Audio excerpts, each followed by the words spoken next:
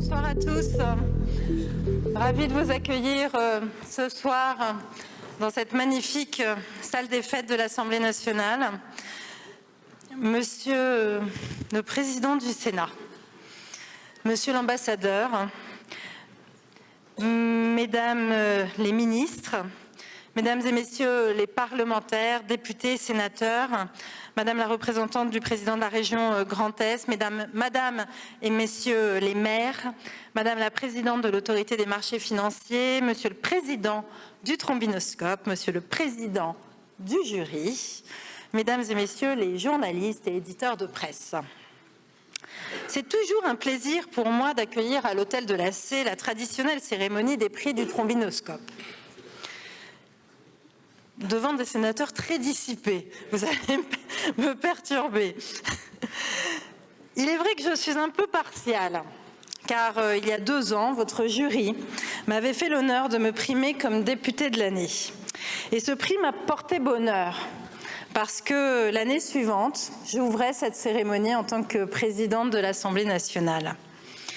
Au-delà de mon cas personnel, je sais toute la valeur prospective des prix du trombinoscope, qui sont en quelque sorte le festival de Cannes de la vie publique.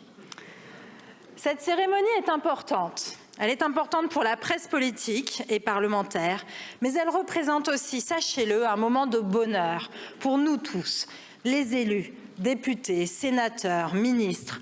Pendant quelques heures, tout en restant sous le regard de la presse, nous entendons ces plus célèbres porte-voix dire enfin du bien de nous et récompenser les meilleures initiatives politiques de l'année. Et je vous assure que cela fait du bien. Bien sûr, Jaurès l'a dit dans son magnifique discours à la jeunesse. Le courage, c'est d'agir et de se donner aux grandes causes sans savoir quelle récompense réserve à notre effort l'univers profond, ni s'il lui réserve une récompense. Mais si l'univers profond de la presse récompense notre action, c'est tout de même une satisfaction. Cher Alexandre Farreau, cher François-Xavier Delière, par cette cérémonie du trombinoscope, le trombinoscope fait œuvre utile pour notre démocratie, pour notre République. Car c'est souvent l'ignorance qui nourrit l'antiparlementarisme et l'abstention. Mettre l'accent sur la vitalité de notre Parlement, sur l'inventivité, voire l'audace de nos responsables publics, c'est une manière de dire que nos institutions fonctionnent. C'est saluer l'engagement de tous, par-delà les étiquettes partisanes, au service de nos concitoyens. Il ne m'appartient pas de révéler dès maintenant le nom des lauréats, mais je peux simplement vous dire que vont être décernés, grâce au jury que je remercie d'avoir donné de leur temps pour cette cérémonie civique, le prix de l'inspirant de l'année, qui est une nouveauté, et nous avons hâte de savoir ce que cette nouveauté recouvre. Les prix de la révélation politique de l'année, de l'élu local de l'année, l'expression est au féminin, nous nous en réjouissons, de l'européen de l'année, des sénateurs, députés, ministres de l'année et enfin des personnalités politiques de l'année au pluriel. Je vous remercie de votre présence, je vous remercie de votre intérêt pour la vie politique et c'est avec plaisir que je cède à présent la parole à Monsieur Alexandre Farreau, président du trombinoscope.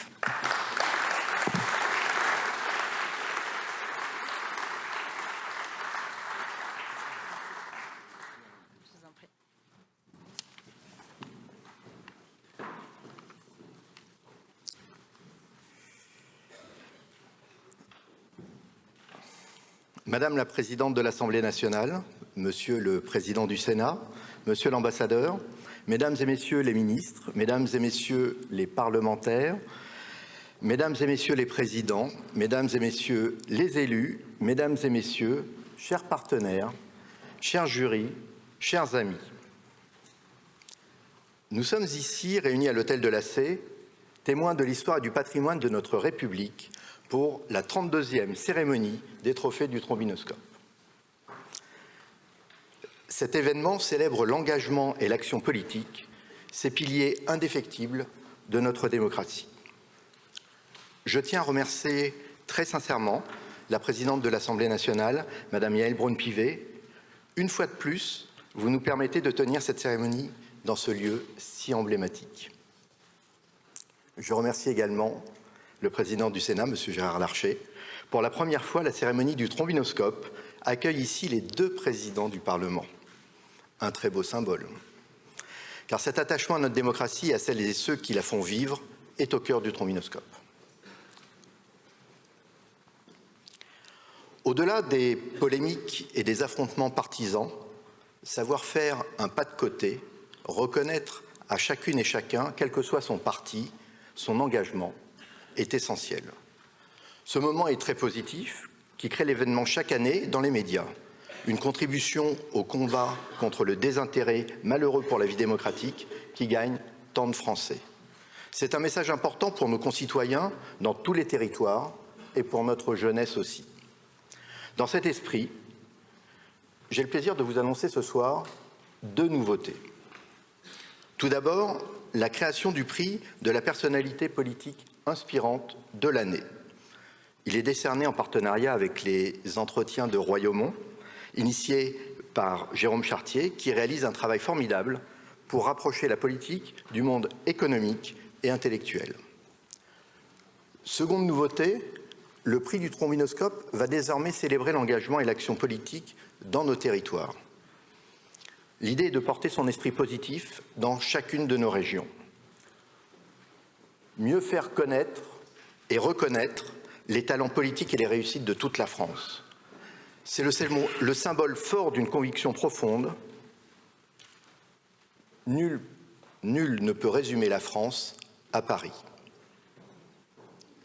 Et nul ne pourra plus résumer le prix du trombinoscope à un événement politique parisien. Nos régions, nos territoires se sont affirmés comme le cœur vibrant de notre nation, chacun contribuant par sa singularité à la richesse de notre grand pays. Nous avons organisé une première cérémonie très réussie du trombinoscope en Grand Est, et je remercie à cette occasion son président Franck Leroy et Valérie Debord, première vice-présidente de la région ici présente. Et je vous annonce ce soir que la prochaine cérémonie se tiendra dans les Hauts-de-France en mars, puis chaque mois à travers tous les territoires. Alors, célébrons ce soir l'excellence et la persévérance, que ce moment soit un rappel de notre responsabilité collective envers l'avenir de notre démocratie. Avant de laisser la parole au maître des cérémonies, Christophe Barbier, je souhaite remercier les membres du jury qui vont très bientôt nous dévoiler les prix. Je souhaite vous dire à quel point je suis heureux de vous voir en nombre ce soir, à cette belle fête de la politique et à toutes celles qui suivront en région. Je vous souhaite une très bonne soirée et je vous remercie.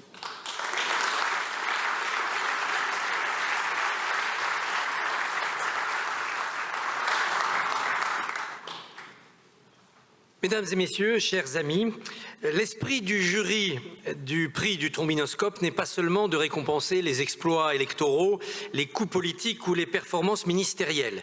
Il est aussi et d'abord de célébrer la défense des valeurs républicaines qui sont les mêmes de la plus petite commune jusqu'au plus haut de l'exécutif, cet humanisme européen qui va de Romans-sur-Isère à Varsovie.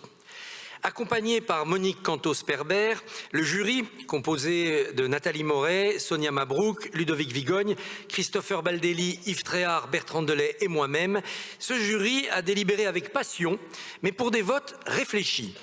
Un prix du trombinoscope, bien sûr, n'est pas une promesse de réussite future pour les lauréats, un vaccin contre l'échec.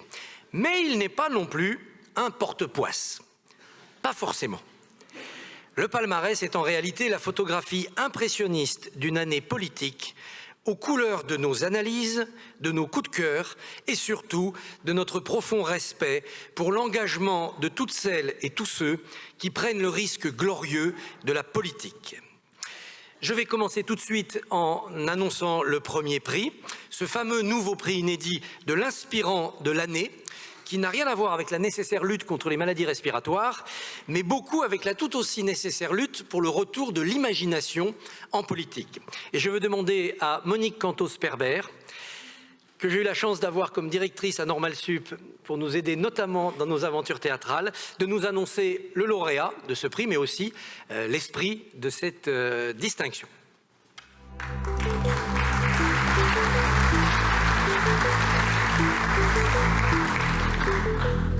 Mesdames, chers messieurs, Il me revient donc de remettre pour la première année ce prix de la personnalité politique aspirante, enfin pour l'année 2023.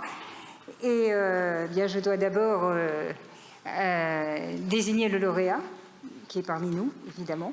Lors de notre réunion, et à vrai dire, c'est le jury qui, après une longue délibération, a choisi de retenir comme personnalité politique aspirante de l'année Monsieur Aurélien Pradié.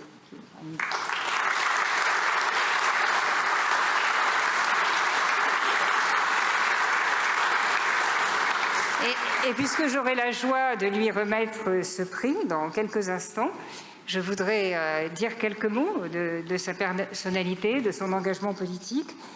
Député de la première circonscription du Lot, je vous avoue que j'ai d'autant plus de joie à décerner ce prix qui, comme je vous le rappelle, il est décerné pour la première fois et d'une certaine manière, le premier récipiendaire sert à définir les critères de ce qu'on nous appelons personnalité aspirante. En tout cas, ce qui a inspiré la délibération du jury, entre autres choses. Personnalité aspirante, c'est aussi une personnalité qui incarne un souffle nouveau pour la politique, par sa jeunesse, mais pas seulement. Et ça peut être l'une des significations du terme aspirant. Membre du parti Les Républicains, donc Aurélien Pradié fut conseiller général du Lot, maire de la Bastille-Murat en 2014. Il a travaillé auprès de Christian Jacob, au secrétariat général des Républicains. Il a été candidat à la présidence des Républicains en 2022. Sa carrière politique fut donc rapide, vous le comprenez, avec 3 constantes. Dans chacune des positions qu'il a occupées, il fut souvent considéré comme l'un des plus jeunes à l'avoir conquise.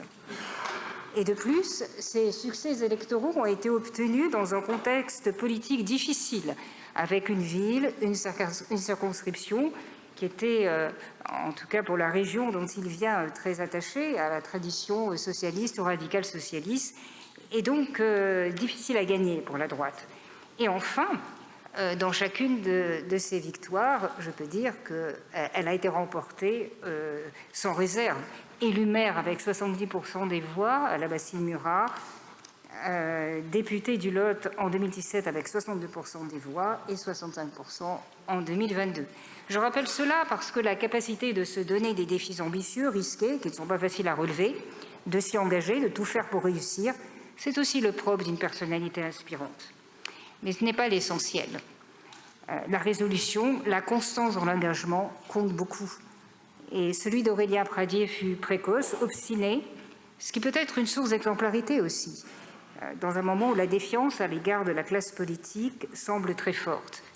Aurélien Pradié a milité très tôt, encore adolescent, au nom d'un idéal nourri d'admiration pour Jacques Chirac et Georges Pompidou, puis il s'est construit à la faveur des combats menés. J'ajouterai que la politique se construit également dans la référence à la vie réelle, aux vies concrètes de nos concitoyens dans la société où nous sommes tous, et d'un récit à raconter. C'est ce qui permet de toucher le public, de le convaincre que les représentants du peuple peuvent parler aussi de nos vies, et en parler en des termes où chacun puisse se reconnaître.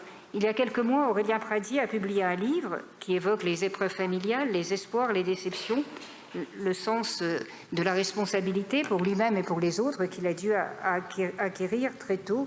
Et encore une fois, ce sont des éléments d'une vie particulière, mais qui résonnent dans la vie de chacun de nous.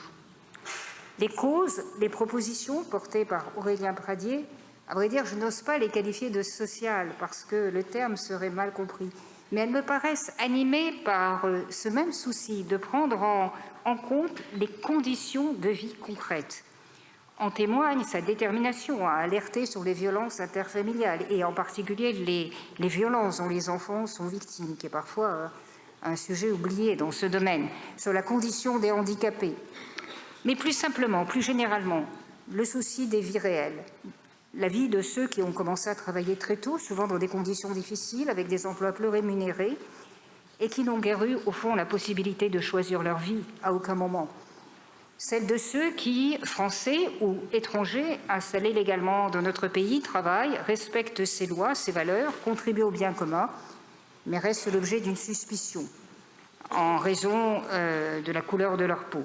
Je mentionne ces points car ils expliquent certaines prises de position récentes d'Aurélien Pradié dans les débats qui ont précédé le vote de la réforme des retraites, mais également dans les débats qui ont suivi l'adoption de la loi immigration. Surtout, et ce sera mon dernier mot, il y a dans une personnalité inspirante une vision, un idéal. J'ai parlé du souci des existences concrètes, mais il faudrait aussi ajouter la volonté, me semble-t-il, dans son parcours politique, de redonner une réelle responsabilité à la vie des Français, à la vie de chacun dans notre société. Le plaidoyer pour une réforme des retraites qui augmente le nombre d'annuités au lieu d'imposer un âge légal me paraît en être la conséquence, permettant à chacun de prendre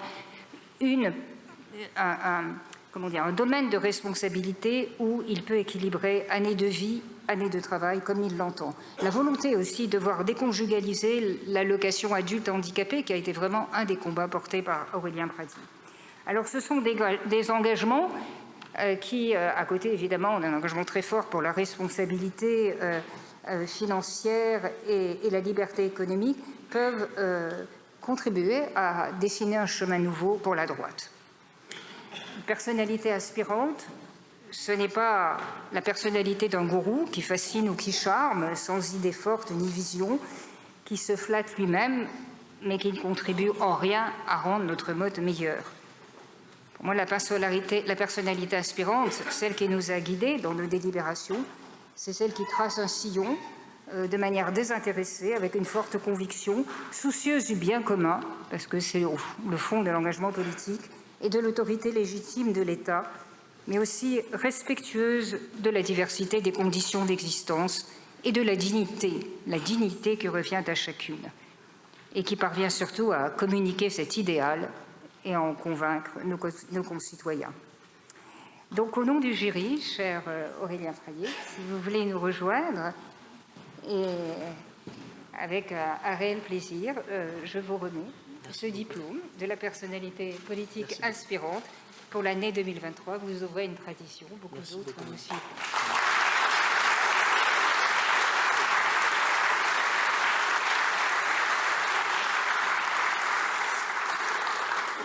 Madame la présidente de l'Assemblée, Monsieur le président du Sénat, Monsieur l'ambassadeur, Mesdames et Messieurs les députés, sénateurs, Mesdames et Messieurs les personnalités, Monsieur le président du Trombinoscope, Monsieur le président du jury, chère Monique Cantos-Perber, c'est un double plaisir pour moi, d'abord de recevoir ce prix ici dans cette maison, mais aussi de le recevoir de vos mains, dont je sais qu'elles ont guidé beaucoup d'idées nouvelles dans notre pays et qu'elles continuent à le faire. Il y a quelques années, c'était en 2019, Ludovic Vigogne me remettait le prix de député de l'année. Et le président du jury de l'époque, toujours le même, me glissait un conseil à l'issue en me disant « Désormais, si vous voulez à nouveau être primé, il vous reste deux voies raisonnables, celle de sénateur de l'année ou celle de ministre de l'année. » Et je dois dire que depuis quelque temps, je n'ai fait aucun effort pour espérer devenir sénateur de l'année, ni même d'ailleurs ministre de l'année. Je suis donc ravi que vous ayez pu créer un prix nouveau qui me laissait espérer une nouvelle chance, celle de la personnalité inspirante. À l'instant où on nous a annoncé à chacun que nous serions lauréats, j'ai posé une question qui sûrement, Monsieur le Président du Trombinoscope, a dû paraître à vos équipes très pratico-pratique, mais qui était pour moi importante. Je me demandais si cette année, les prix seraient remis à l'Assemblée nationale ou, Monsieur le Président, cher Gérard, au Sénat. Je croyais que la tradition de la garde alternée des commissions mixtes paritaires désormais célèbres, un jour à l'Assemblée, un jour au Sénat, me permettrait cette année de recevoir ce prix, cher Gérard, au Sénat. Et je le dis sans malice parce que mes proches m'expliquent depuis quelque temps que j'ai une opération de reconquête, Monsieur le Président du Sénat et Monsieur le Président Marseille, de reconquête des cœurs des sénateurs à faire. J'aurais été extrêmement heureux qu'elle puisse commencer ce soir au Sénat, mais je te charge, cher Gérard, de rassurer tes collègues, ce n'est que partie remise, je m'y remettrai très vite. Plus sérieusement, merci pour ce prix dont je pense qu'au-delà de la reconnaissance qu'il peut me donner, est un très beau message adressé à tous ceux qui aiment la politique et qui aiment notre pays. Sûrement notre époque n'a-t-elle que aussi rarement manqué d'inspiration. Avant d'inspirer quoi que ce soit à qui que ce soit, encore faut-il que chacun nous soyons nous-mêmes inspirés par d'autres. je me suis demandé d'où pouvaient venir certaines de mes inspirations, de mes convictions, de mes déterminations, parfois de mes acharnements.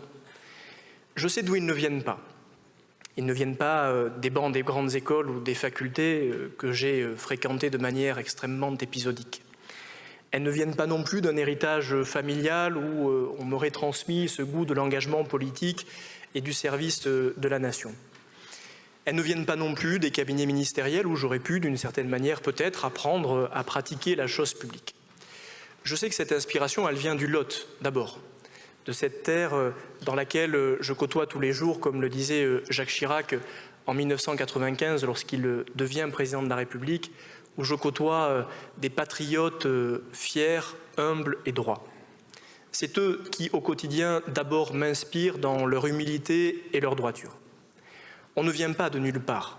La politique, comme la vie, souffre, je le crois, trop d'un déracinement qui nous condamne, tous, les uns et les autres. Se souvenir d'où l'on vient, ne jamais l'oublier, le cultiver est sûrement une notion fondamentale. L'inspiration, elle vient de ceux que j'ai découverts plus tard, comme pour beaucoup d'entre nous, de ceux qui écrivaient de grandes aventures, pas seulement politiques, de Joseph Kessel, de tous celles et ceux qui brûlaient leur vie au contact d'un idéal qui les dépassait.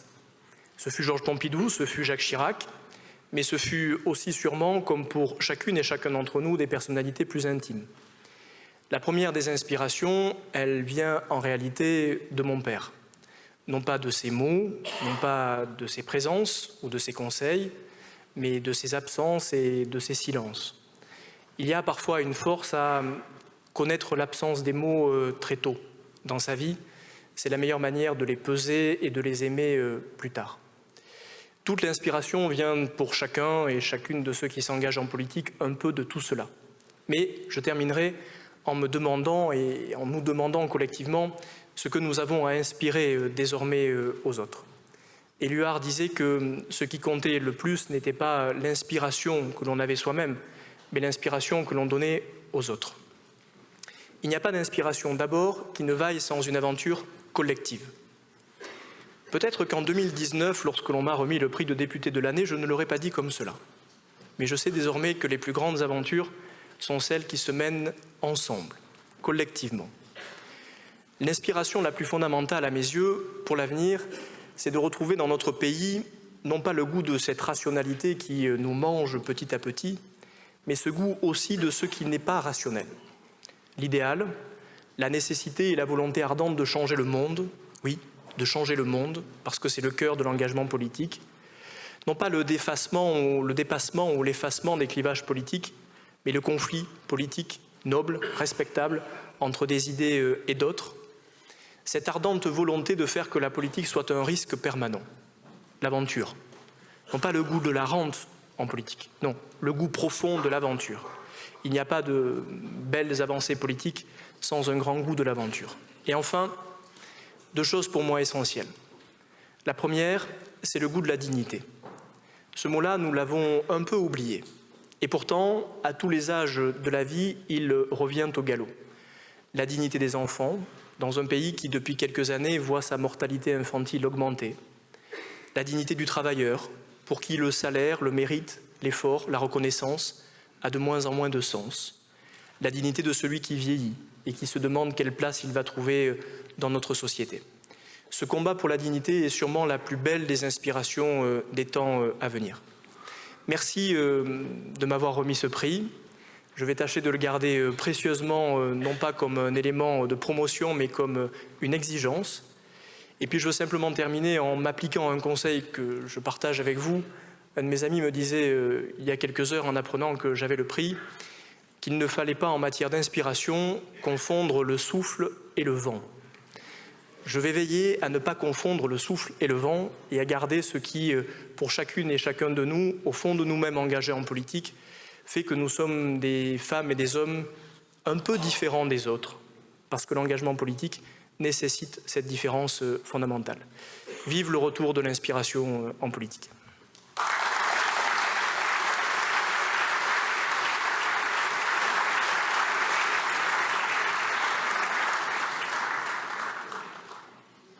Chaque année, quand nous délibérons, nous veillons sans obsession à respecter certains équilibres. La parité, tout d'abord, et je le dis d'autant plus que ce millésime n'est pas exemplaire, mais d'autres l'ont été dans les années précédentes.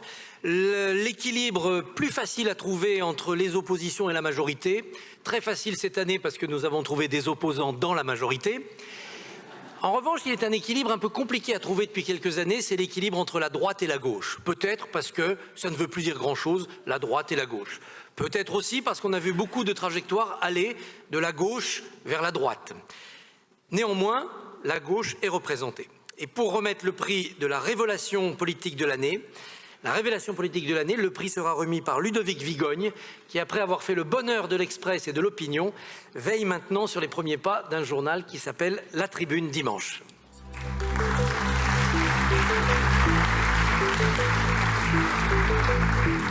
À l'impossible, nul n'est tenu. Cette année, le jury du Trombinoscope a choisi de faire mentir cet adage.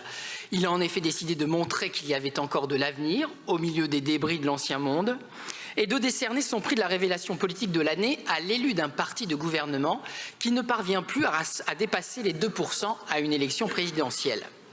Incroyable mais vrai, le jury du Trombinoscope, décidément téméraire, a tenu à relever un second défi. Faire d'un perdant un gagnant.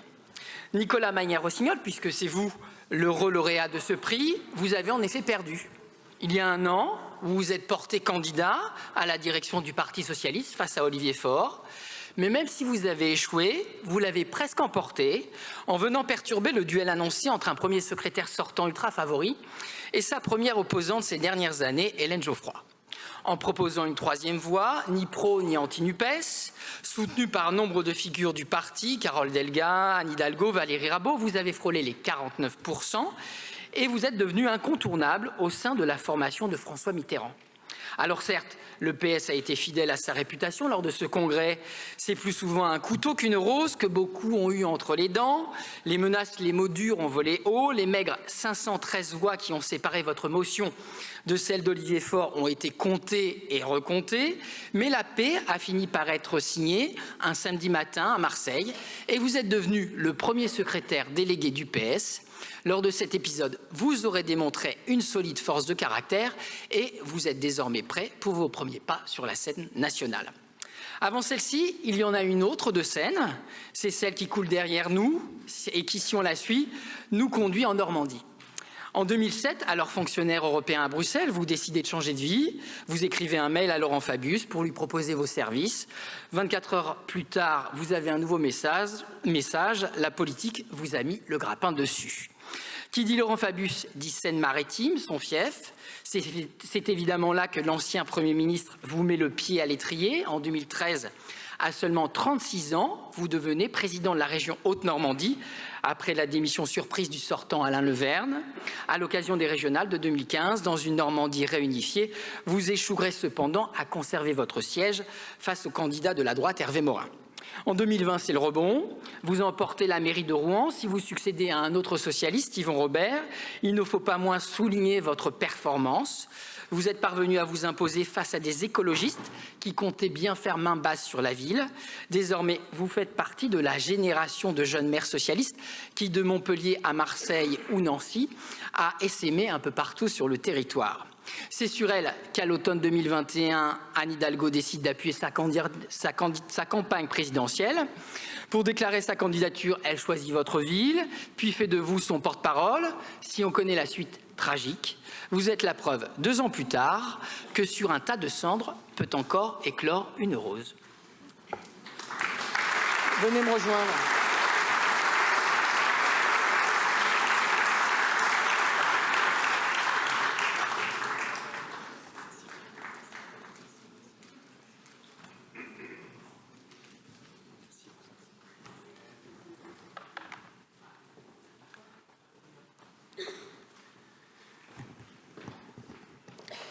Merci beaucoup, Monsieur Vigogne.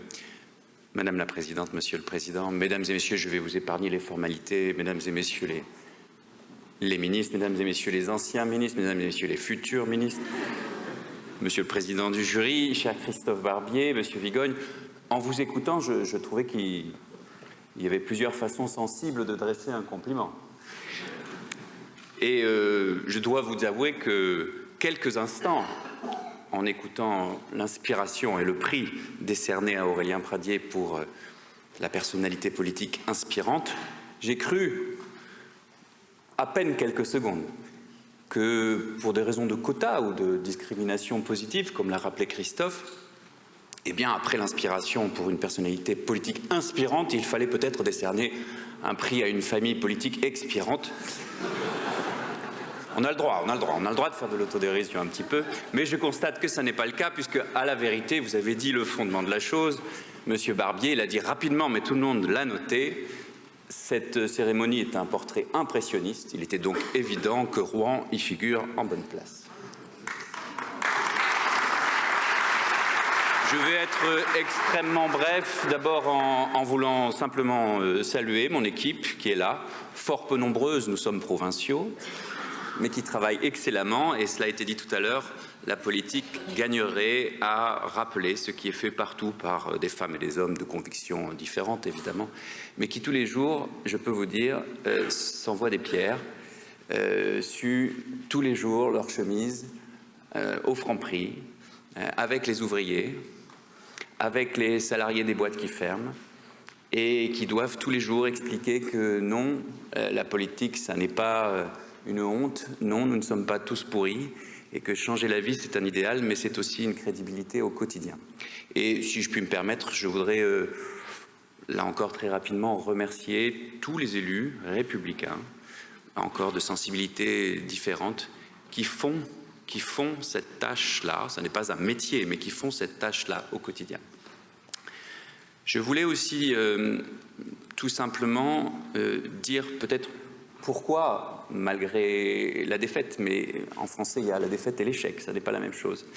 Malgré la défaite, j'ai souhaité, comme beaucoup d'autres d'ailleurs, avec notre mouvement Refondation, nous engager peut-être effectivement sur des cendres, mais pour faire renaître, c'est vrai, quelques épines et peut-être un jour une rose. Tout simplement parce que nous avons la conviction que dans notre pays, c'est un peu comme un match de tennis. Si vous voulez que le match soit bon, il faut deux bons joueurs. On a besoin d'une droite républicaine et on a besoin d'une gauche républicaine. On a besoin d'une gauche qui n'a pas peur de dire que si les réformes sont injustes en matière de retraite, c'est une connerie de vouloir proposer ou faire croire plutôt au peuple que 60 ans, 40 annuités pour tout le monde, c'est possible. Et que la première des convictions et des devoirs que nous avons vis-à-vis du peuple, c'est la sincérité, c'est de dire la vérité.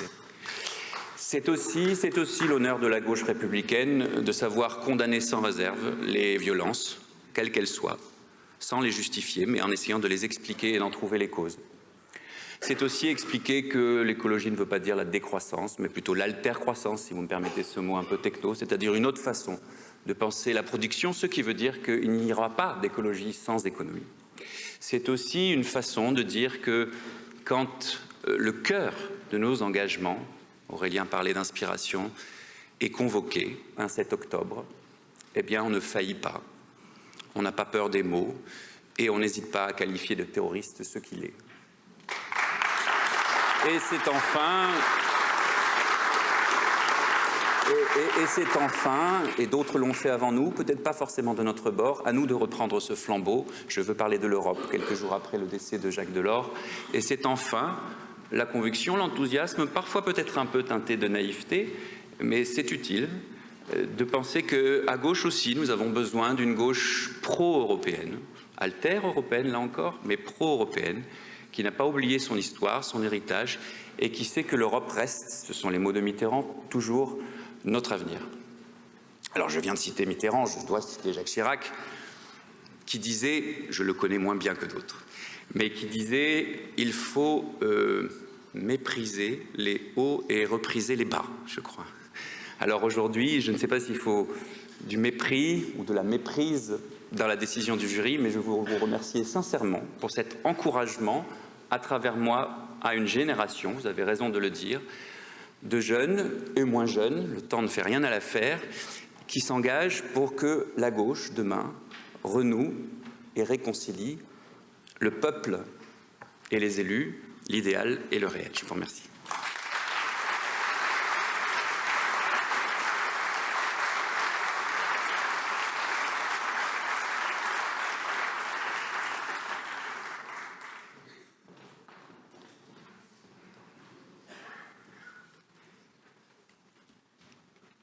Le mandat de président du jury du trombinoscope étant un décennat renouvelable 18 fois, ça me donne un tout petit peu d'ancienneté. Je me souviens qu'il y a une quinzaine ou une vingtaine d'années, quand on remettait le prix de l'élu local de l'année, c'était toujours pour une raison heureuse, une victoire électorale, une ville prise à l'autre camp qui la détenait depuis des décennies, ou bien une promotion vers des fonctions nationales. Depuis quelques années, hélas, nous remettons assez souvent le prix à quelqu'un ou quelqu'une qui a été au cœur d'un fait divers, victime soi-même, menacé, symbole des tourments qui montrent que notre démocratie, notre République sont attaquées au plus près de ceux qui se dévouent pour elle. C'est encore le cas cette année et pour le prix de l'élu local de l'année, je vais demander à Albert Ripamonti, qui représente Christopher Baldelli pour Public Sénat, de rejoindre la tribune pour vous annoncer le nom de la lauréate. Merci.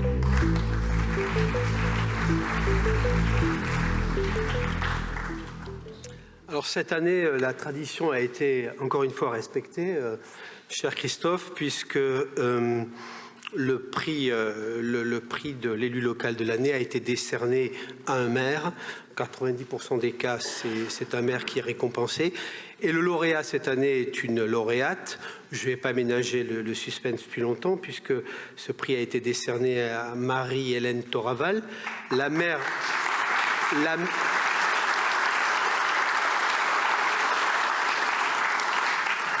de Romans-sur-Isère, qui, comme son nom ne l'indique pas, n'est pas dans l'Isère, mais dans la Drôme. Alors, pourquoi cette année encore un maire ou une maire? Vous savez, les maires jouent dans notre pays un rôle majeur dans l'administration des territoires et dans la vie démocratique. Ils font vivre notre démocratie de façon quotidienne. Ils sont des élus au contact direct de leurs concitoyens avec une qualité rare et appréciée. Ils ont les pieds dans le réel. Cependant, le sentiment de ne pas être pris en compte, entendu par l'exécutif, est souvent dominant et nombreux sont les maires qui finissent par jeter l'éponge. C'est un phénomène inquiétant qui traduit un malaise, des difficultés à exercer leur mandat, une violence qui n'épargne plus les élus, symptôme d'une société sous tension. Ainsi, l'année dernière, le nombre d'agressions visant des maires a bondi de 15%. Alors le système politico-médiatique est ainsi fait que trop souvent, pour se faire entendre, il faut qu'un événement majeur se produise. Soit un événement national qui concerne un grand nombre de communes, comme par exemple les émeutes urbaines de juin et juillet dernier, soit alors un fait divers, hélas trop souvent tragique, qui attire l'attention sur les maux de notre société. Ainsi, le meurtre du jeune Thomas, lycéen de 16 ans, dans la nuit du 18 novembre dernier, au bal d'hiver de Crépol, petit village de la Drôme, a constitué un choc dans tout le pays, attirant un fort intérêt des médias nationaux. Dans ce contexte éminemment douloureux, si votre jury a choisi de retenir la maire de Romans-sur-Isère, Madame Marie-Hélène Toraval, je l'ai dit, en lui décernant le prix de l'élu local de l'année, ce n'est pas en raison de tentatives de récupération de nombreux bords qui ont accompagné tristement ce fait divers, mais c'est en raison du courage exceptionnel des analyses et des prises de parole de Madame la maire de Romans, qui, près de 3 mois après ces événements, demeure aussi fort et pertinent. Marie-Hélène Toraval a osé dire ce que trop souvent on ne dit pas. Cela lui a valu des menaces, jusqu'à des menaces de mort. Loin d'en être effrayée, vous avez, Madame, des semaines plus tard, assumé à nouveau vos paroles. Ces mots M-O-T, ces mots M-A-U-X, ce sont la délinquance, l'insécurité, l'autorité de l'État dans des quartiers dits sensibles, méritent d'être rappelés. Vous avez dénoncé une culture de l'excuse entretenue depuis trop longtemps. Il ne s'agissait pas pour vous d'une posture politique, mais de l'expérience d'une élue qui a dit simplement « moi, j'administre le réel ».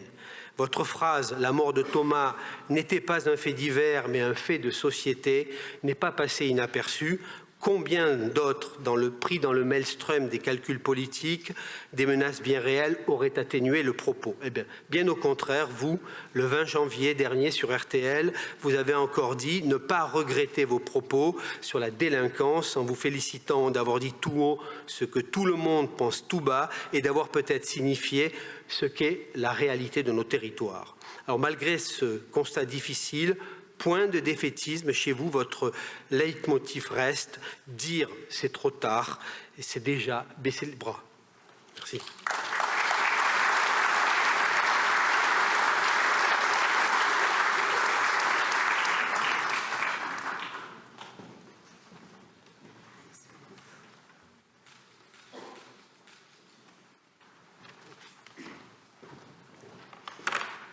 Madame la Présidente de l'Assemblée nationale, Monsieur le Président du Sénat, Monsieur l'Ambassadeur, Mesdames et Messieurs les parlementaires, Mesdames et Messieurs les élus, Monsieur le Président du Trombinoscope, Monsieur le Président du jury, Mesdames et Messieurs, chers amis, je voulais vous dire que je suis particulièrement fière, mais tout aussi émue de devoir m'exprimer devant vous ce soir, à croire que c'est plus difficile que lorsque je me trouve en tête-à-tête avec l'un d'entre vous. Pour autant, je voudrais vous dire que je n'étais pas prédestinée à faire de la politique puisque ma carrière s'est opérée dans le privé et tout particulièrement dans l'agroalimentaire sur le développement de produits nouveaux. Donc vous voyez qu'on est bien loin de l'administration d'une ville. Pour autant, la chose politique, l'engagement ont toujours été quelque chose d'extrêmement important pour moi parce que j'ai eu la chance d'avoir des parents, j'ai eu la chance d'avoir des grands-parents, j'ai eu la chance d'avoir un oncle, une tante et une famille extrêmement fière du pays dans lequel elle est et qui nous a inculqué des valeurs mais aussi le sens de l'engagement. Ce sens de l'engagement aujourd'hui, eh bien depuis 2014, eh bien j'ai pu le mettre en œuvre et bien avant puisque moi aussi j'ai eu des échecs. J'ai échoué aux élections municipales de 2008, j'ai été députée, Madame la Présidente, en 2010, suite au décès du député dont j'étais la suppléante.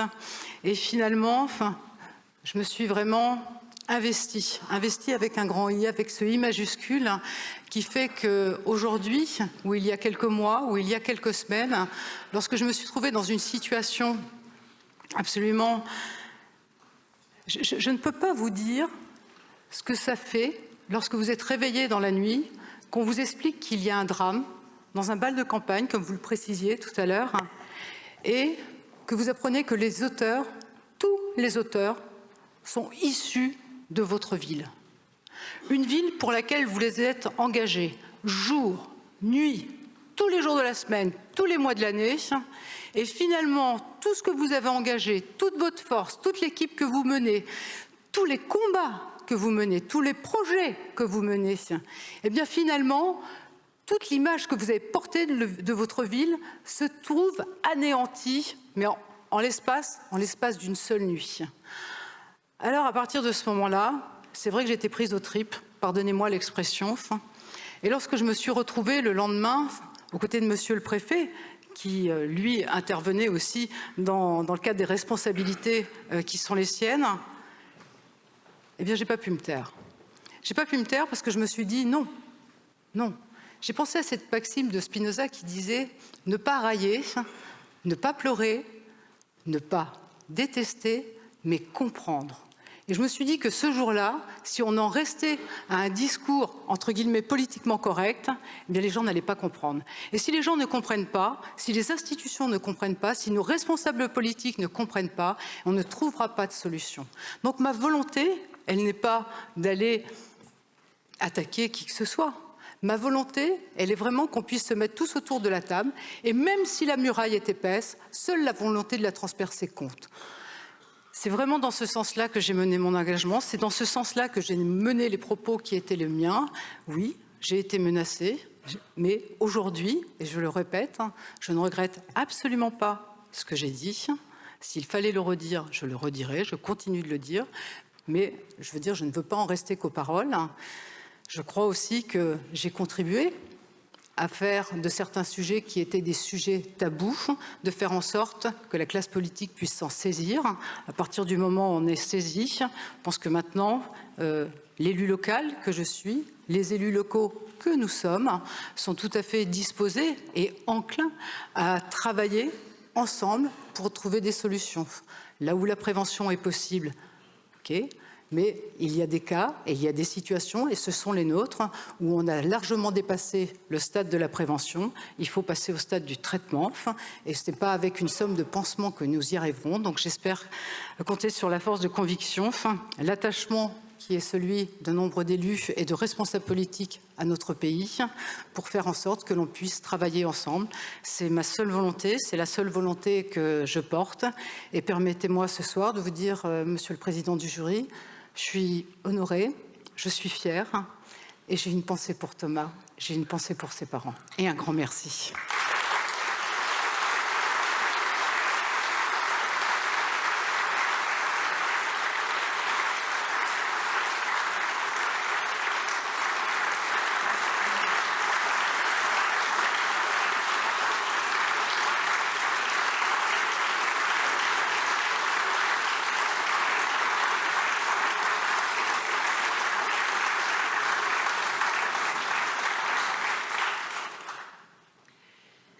En 1895, Alfred Jarry écrit à la première page de sa pièce Ubu-Roi « L'action se passe en Pologne, c'est-à-dire nulle part ». Parce qu'à cette époque-là, la Pologne a été dépecée par ses gourmands voisins et la nation devra attendre avant de se reconstituer. En cette année d'élection européenne, on voit à quel point la guerre à nos portes, mais aussi les soubresauts politiques à l'intérieur des nations peuvent entraîner encore de telles dislocations et le retour éventuel des combats. Le prix européen de l'année 2023 va donc prendre une résonance particulière.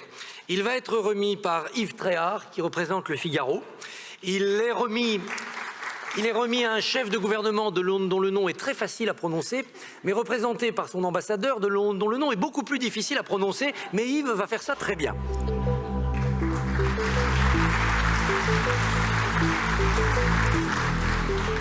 Je ne sais pas si je m'y risquerais. Madame la Présidente, Monsieur le Président, Messieurs les parlementaires, Monsieur l'ambassadeur, je suis particulièrement heureux de vous remettre ce prix parce que je suis un Européen convaincu, probablement beaucoup plus d'ailleurs que la plupart de la droite dans ce pays. Et j'appartiens à un journal de droite, comme vous le savez. Alors, vous savez, en cette période un peu incertaine, un Donald peut toujours en cacher un autre. Et je suis assez content de remettre ce prix, non pas au visage haineux et libidineux qui pourrait revenir bientôt à la fin de cette année aux États-Unis, mais à votre président, qui est un social-démocrate bon teint, on va dire, et dont le nom signifie en anglais, comme vous le savez, défense. Donc attention, défense de jouer avec la démocratie, défense de jouer avec l'état de droit, comme vos prédécesseurs, comme le prédécesseur de Monsieur Tusk l'a fait à la tête de la Pologne. Et c'est ça qui d'ailleurs est assez intéressant à observer, c'est que le prédécesseur de Monsieur Tusk était un dirigeant, on va dire, illibéral, qui jouait un peu avec l'état de droit, c'est le moins qu'on puisse dire. Et Monsieur Tusk, justement, est en train de détricoter tout ça. Alors, il renvoie des fonctionnaires qui sont stipendiés, il renvoie des journalistes corrompus, il renvoie des magistrats qui sont très très partisans, et on lui fait le procès de faire la purge. Et donc j'ai regardé avec attention ce qui se passe en Pologne et je me suis dit, zut, il a chassé un illibéral et lui se comporte comme un autoritaire. Donc, j'en viens à la conclusion suivante, c'est que votre pays, qui a connu le communisme, est-ce que c'est plus facile de se libérer du communisme en 1989 que de se libérer de l'illibéralisme en 2024, ou en 2023, puisque c'était l'année dernière? Eh bien, je pense que c'est plus facile de se libérer du communisme. Et vous savez pourquoi? Parce que le communisme, quand en 1989 il a été chassé manu militari, et pas manu militari parce que c'était le peuple, il était déclinant, plus personne ne voulait cette idéologie. Alors que l'illibéralisme aujourd'hui, c'est une idéologie, si je puis me permettre, qui est en train de progresser partout dans le monde et beaucoup en Europe. Et il faudrait peut-être s'en inquiéter plus qu'on ne le fait. Alors, votre Premier ministre, monsieur Tusk, est plein d'amour pour sa nation. Il a dit d'ailleurs, on ne fait pas de politique quand on n'a pas d'amour. Et il a un défi majeur, c'est de faire en sorte que ce pays, et l'introduction, on ne s'était pas concerté avec Christophe, parce que votre pays, il est très particulier. Pourquoi il est très particulier? Parce que si on prend les 250 dernières années de son histoire, il n'a été libre que 50 ans. Vous avez eu l'Empire russe, vous avez eu les Autrichiens, vous avez eu les Allemands, vous avez eu l'Union soviétique. Et donc, j'espère que votre Premier ministre va réussir, lui qui a été élu à l'automne dernier, qui a fait son discours d'investiture plein d'amour, remarquable pour son pays, le 15 décembre 2023. Alors, il y a des élections présidentielles, il y a une élection présidentielle l'année prochaine en 2025. Il va être face au président sortant, M. Douda, qui est un président ultra-conservateur, très partisan, proche de l'équipe sortante, du Premier ministre sortant. Et est-ce qu'il va pouvoir gouverner comme il le peut, alors qu'on lui fait 3 reproches à votre Premier ministre? Il n'y a pas que des... Le premier reproche, c'est qu'on lui reproche d'avoir un grand-père qui a servi dans la Wehrmacht. Le deuxième reproche, c'est d'appartenir ou d'être né dans une région qui s'appelle la Poméranie, qui est une région sur laquelle l'Allemagne a voulu mettre le grappin par le passé. Et la troisième chose, c'est qu'il est très proche, il a été très proche quand il était président du Conseil européen, de Madame Angela Merkel, qui était toute puissante à la tête de l'Europe. Et on lui fait le reproche peut-être d'être un peu trop proche des Allemands. Et évidemment, beaucoup de Polonais qui veulent garder jalousement leur liberté n'ont pas du tout envie d'être récupérés par les Allemands. Alors moi, je crois que ce sont des critiques et des reproches qui sont infondés. Pourquoi? Parce qu'il a la foi, parce qu'il a l'amour de son pays, et parce que des présidents, oui, ou des premiers ministres européens inféodés à Mme Merkel, y compris dans ce pays, on en a connu beaucoup. Qui étaient les petits toutous, d'ailleurs, de Mme Merkel. Vous ne pouvez pas faire autrement, elle était tellement puissante. Donc, monsieur l'ambassadeur, beaucoup d'espoir résident dans votre action, dans l'action de votre Premier ministre, contre les vents mauvais qui soufflent depuis Moscou, depuis Poutine, contre les vents mauvais qui soufflent en Hongrie, en Tchéquie, en Slovaquie, et contre le populisme qui est une vraie menace aujourd'hui, comme jadis l'ont été d'autres idéologies, et notamment celle du communisme. Merci à vous.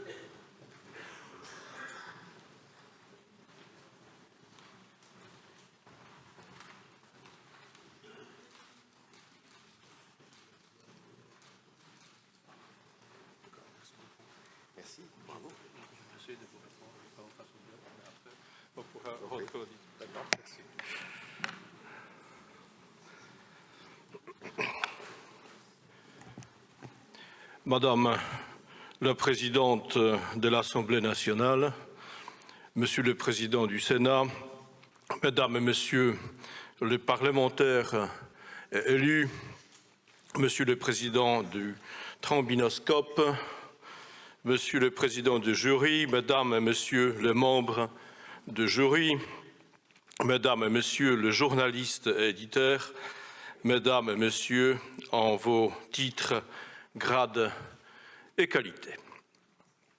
Le Premier ministre, M. Donald Tusk, ne peut malheureusement être présent ce soir. Il m'a cependant demandé de remercier en son nom la rédaction de Trombinoscope ainsi que le jury pour l'attribution de ce prix prestigieux. Il considère ce prix, bien que décerné à titre personnel, comme récompensant la Pologne entière et ses citoyens. Une certaine coïncidence fait que ce prix est attribué au Premier ministre de la Pologne à un moment privilégié, cette semaine étant absolument exceptionnelle. En effet, ce lundi, le Premier ministre Tusk était en déplacement à Paris, où il a pu s'entretenir avec le président Emmanuel Macron. Ils ont échangé sur plusieurs sujets et espérant relancer la coopération franco-polonaise, aussi bien sur le plan bilatéral que européen. Dans ce contexte européen, justement, ce même jour, le ministre des Affaires étrangères de la Pologne, de la France et de l'Allemagne se sont réunis dans le cadre du triangle de Weimar à la salle Saint-Cloud. La déclaration des ministres annonce des efforts conjoints précis axés sur un programme pour la paix et la sécurité, la souveraineté et la solidarité entre nos citoyens. Cette année est importante pour l'Union européenne. Dans quelques mois se tiendront les élections au Parlement européen. Elles détermineront la nouvelle forme institutionnelle de l'Union. Dans ces nouvelles circonstances, la Pologne assumera début 2025 la présidence de l'Union pour la deuxième fois de son histoire. Ce prix qui met en avant l'Europe et les actions pro-européennes du Premier ministre et de la Pologne confirme notre engagement à poursuivre un travail sans relâche pour la prospérité, l'unité et la sécurité de notre continent. À cet endroit, je souhaite aussi rappeler que l'année de l'adhésion de la Pologne à l'Union européenne, il y a exactement 20 ans, ce prix avait été décerné à un Polonais exceptionnel, un homme d'État et un grand ami de la France, Monsieur le professeur Bronisław Geremek. Mesdames et Messieurs, pour le Premier ministre de la Pologne, ce prix prouve aussi que l'attention de l'Union, mais également d'honorables membres du jury, de journalistes et de la classe politique s'est déplacée vers l'Est, car c'est là que l'avenir de toute l'Europe se décide à présent. C'est aussi là que la lutte pour la défense de nos valeurs européennes se joue. En effet, à quelques jours du triste anniversaire du déclenchement par la Russie d'une guerre à pleine échelle contre l'Ukraine, nous ne pouvons y faire référence que par une approche sécuritaire. Le contexte géopolitique différent de la France et de la Pologne pouvait auparavant inciter à évaluer de manière divergente les sources d'une potentielle menace directe contre nos pays et par conséquent mener à des différentes initiatives et matières de politique de sécurité. Mais cette approche est maintenant révolue. C'est que soulignait ce lundi le Premier ministre Donald Tusk en citant la devise des euros d'Alexandre Dumas, un pour tous et tous pour un. Elle doit désormais être l'axe de nos futures coopérations car, comme le soulignait il y a presque un an à Bratislava le président Macron, il n'y a qu'une Europe. Mesdames et Messieurs, permettez-moi donc de reformuler au nom du Premier ministre sa reconnaissance pour ce prix. Je vous remercie pour votre attention.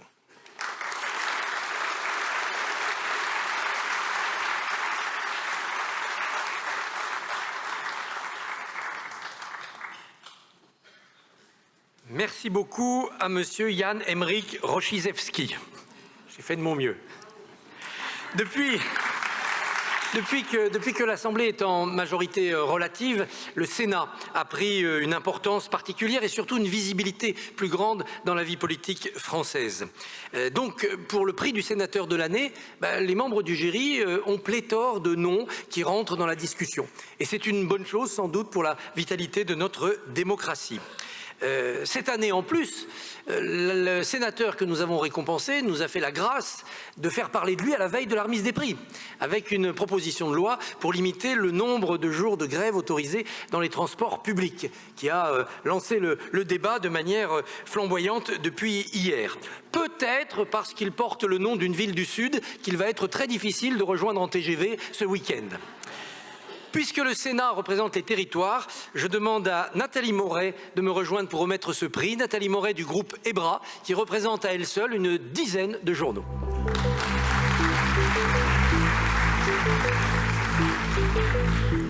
Mesdames, Messieurs, j'ai le plaisir de remettre le prix du sénateur de l'année et sans trahir les secrets. Effectivement, il y a pas mal de noms qui sont détachés, mais quand même, le choix a été facile et a même fait l'unanimité.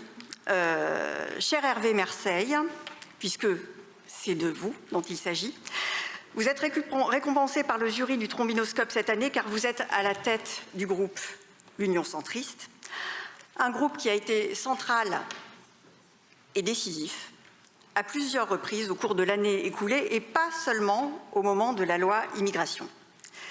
Alors, Christophe l'a rappelé, mais c'est vrai que depuis la majorité présidentielle ne dispose que d'une majorité relative à l'Assemblée. Le poids du Sénat, on le sait, s'est renforcé. Celui de votre groupe aussi. Une petite minorité visible de 50 élus environ qui fait les majorités et qui les défait. Votre groupe est assez en fait atypique au Sénat. Il se situe dans la majorité sénatoriale de Gérard Larcher. Mais en même temps, si je puis dire, il compte en son sein des élus de Horizon et du Modem qui sont en soutien au gouvernement de Gabriel Attal. Centriste, donc, et central. Hervé Marseille, après une vie en politique passée entre Meudon, les Hauts-de-Seine et le Sénat, vous êtes devenu incontournable. Les ministres vous brossent dans le sens du poil, vous invitent à leur rentrée politique, comme Gérald Darmanin à Tourcoing en août dernier. Bref, à 69 ans, vous êtes devenu tendance. Oui, tendance, vous, l'incarnation de l'ancien monde en politique, celui où on pouvait cumuler gaiement tous les postes sans aucun souci, celui où les élus locaux sentaient avant tout le monde les préoccupations des gens, ceux qui votent ou ceux qui ne votent pas d'ailleurs, ceux en tout cas qui vivent dans la vraie vie, ceux en règle générale ceux qui sont mes lecteurs, qui lisent mes journaux. Vous êtes donc tendance, Hervé Marseille, la presse fait des portraits de vous, et nous, les journalistes politiques, on veut avoir votre avis et vos décryptages politiques surtout. Donc, comme mes confrères, je vous croise régulièrement, salle des conférences au Sénat, ou autour d'une table d'un restaurant qui est, avouons-le, rarement une saladerie. Vous entendre parler politique est éclairant, passionnant et aussi parfois désopilant. Vous racontez la politique, celle d'aujourd'hui et celle d'hier, où vous avez fait quelques coups pendables que vous racontez parfois sans trop qu'on ait à vous pousser. Sachez, cher Hervé Marseille, que cette récompense du sénateur de l'année n'est pas une fin en soi. Elle est souvent un tremplin. De nombreuses personnalités politiques récompensées, y compris ce soir et à côté de vous, ont reçu d'abord un premier prix comme révélation, ministre ou député de l'année, avant de recevoir quelque temps après les prix de personnalité de l'année. Donc, qui sait? Peut-être qu'un jour, vous succéderez à Gérard Larcher comme personnalité politique de l'année, et qui sait, mais c'est plus accessoire, comme président du Sénat. C'est tout le mal qu'on vous souhaite et, cher Hervé Marseille, je suis ravie de vous remettre le prix du sénateur de l'année.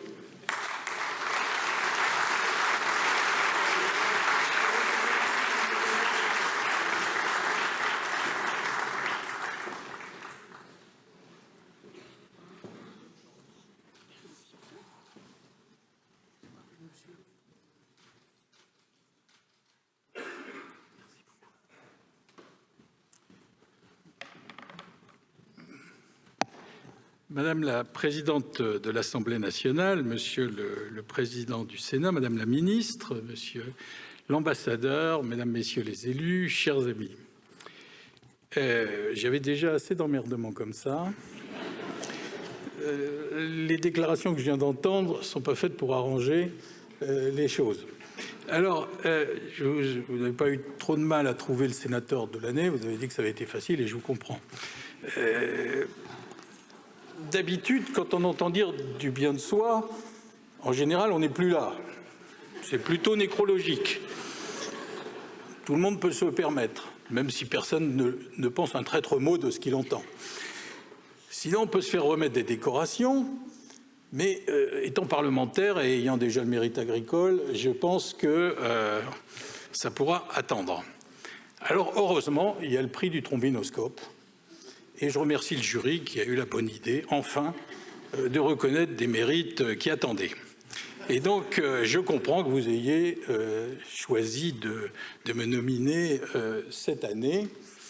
Et au-delà de la plaisanterie, je voudrais dire que c'est effectivement, comme l'a souligné Christophe Barbier tout à l'heure, le Sénat, et je parle sous le contrôle de son président, c'est le Sénat qui est en fait à l'honneur, parce que la situation politique, effectivement, a donné une responsabilité nouvelle au Sénat. Et je crois qu'il y a une chose qui est apparue comme étant décisive, c'est le bicamérisme. Effectivement, il y a encore quelques années, voire quelques mois, on pouvait lire ou entendre que peut-être on pouvait supprimer le Sénat.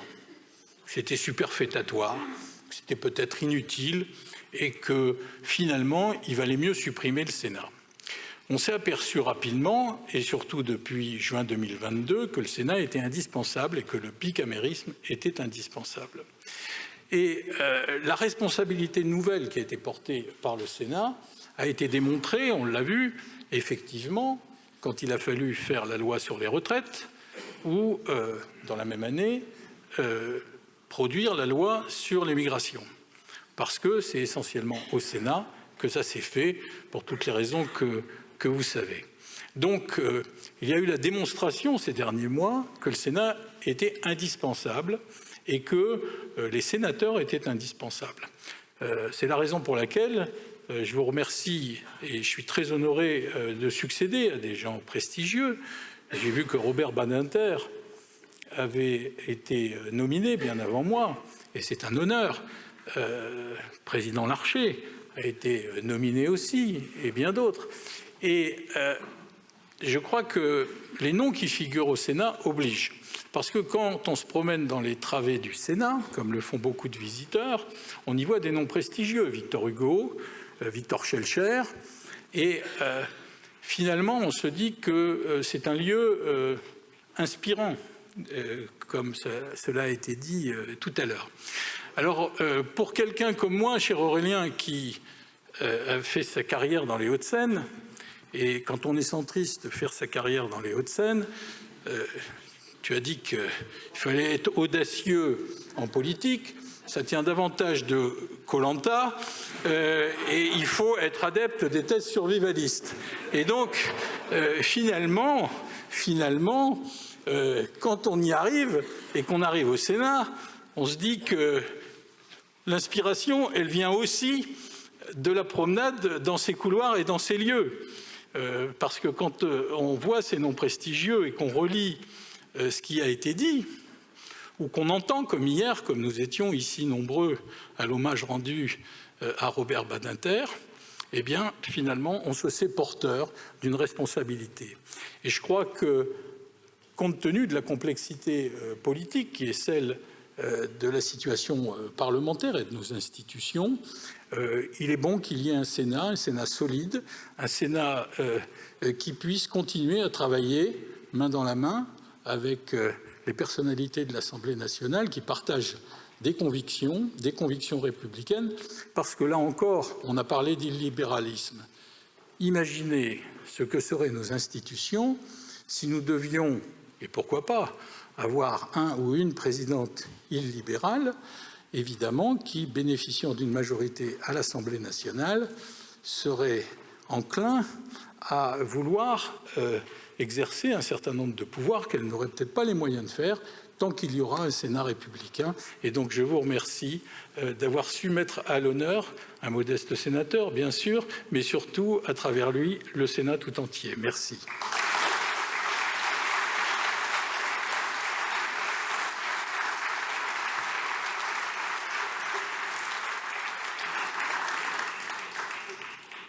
Chaque fois qu'un président ne peut pas se représenter, soit par les effets de l'âge, soit désormais par le couperet de la loi, il y a des forces centrifuges qui se mettent en ordre dans son propre camp. Ça a été sous François Mitterrand le Congrès de Rennes et la division des socialistes. Ça a été sous Jacques Chirac la guerre entre Nicolas Sarkozy et Dominique de Villepin.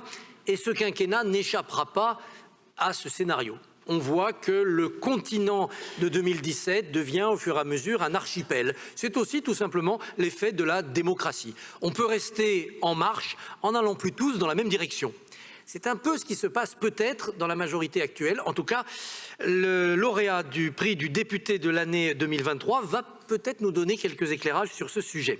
Pour remettre ce prix, j'appelle pour représenter Europe 1 et CNews, Sonia Mabrouk, dont le temps de parole ne sera décompté par personne.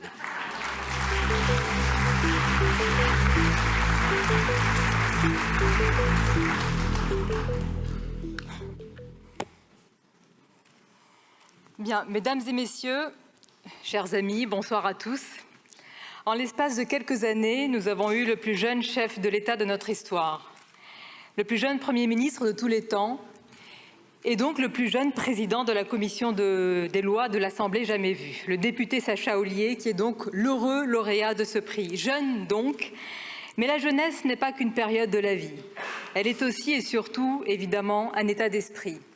Et parfois, les plus jeunes d'entre nous sont aussi les moins fougueux et paradoxalement les plus sages, comme s'ils touchaient déjà du doigt le crépuscule de leur âge. Le sujet n'est donc pas tant de souligner ce soir que Sacha Houlié est le plus jeune président de la puissante commission des lois et jeune député, que de s'interroger, me semble-t-il, de la manière suivante: est-il vraiment un esprit neuf capable d'éloigner en politique les prudences calculées et de susciter les orages désirés? La question mérite d'être posée car en politique, souvent, il n'y a pas plus vieux que les jeunes loups. Ce n'est pas le cas de notre lauréat. Mais notre lauréat a manifestement des crocs bien aiguisés qui ont depuis longtemps remplacé ses dents de lait.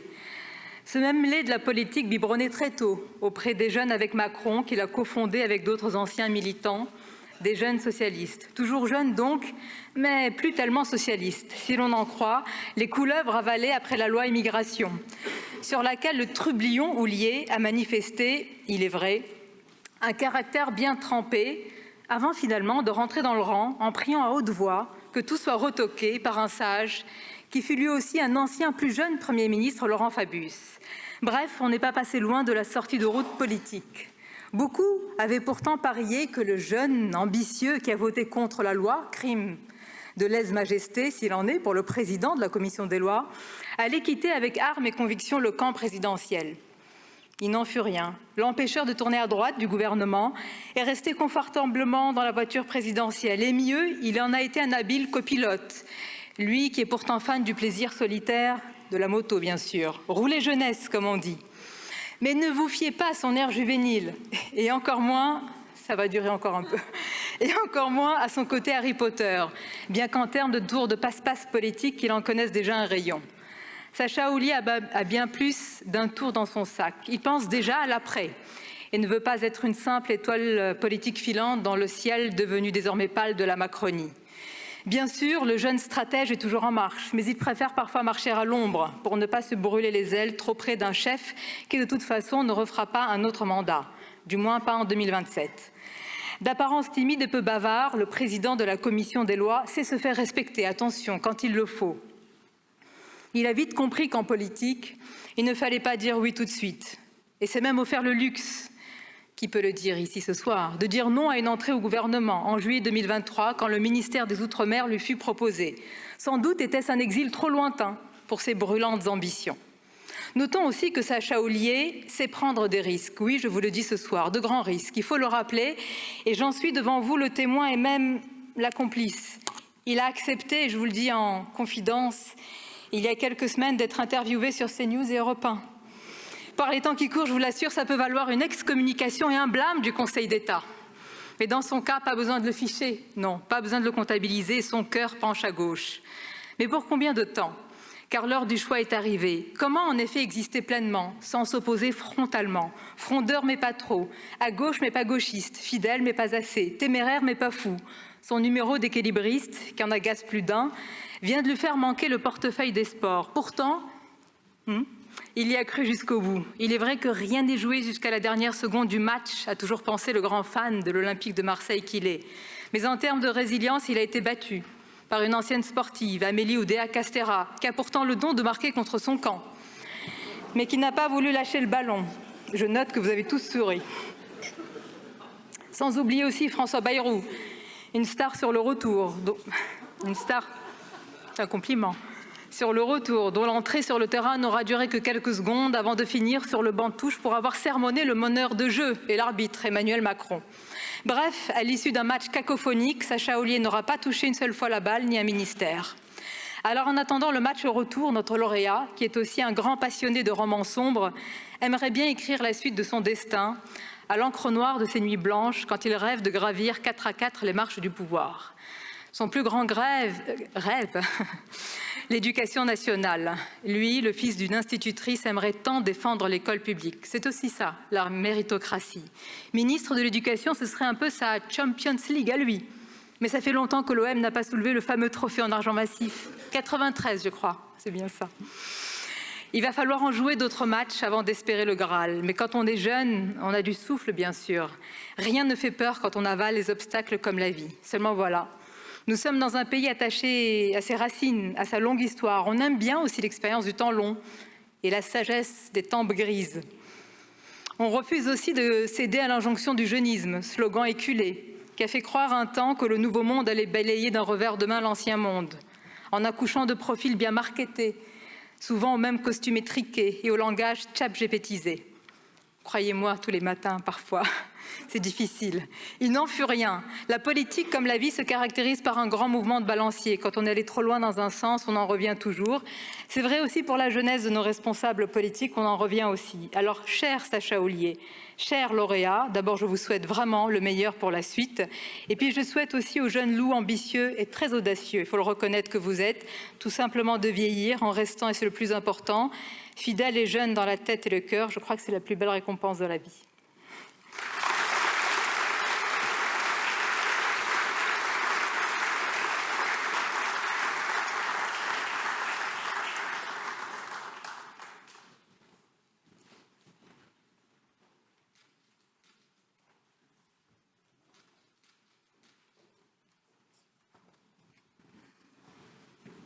Madame la Présidente, Monsieur le Président, Monsieur l'Ambassadeur, Mesdames, Messieurs les élus, Mesdames, Messieurs les journalistes, Mesdames, Messieurs, je n'aurais certainement pas dû être devant vous ce soir.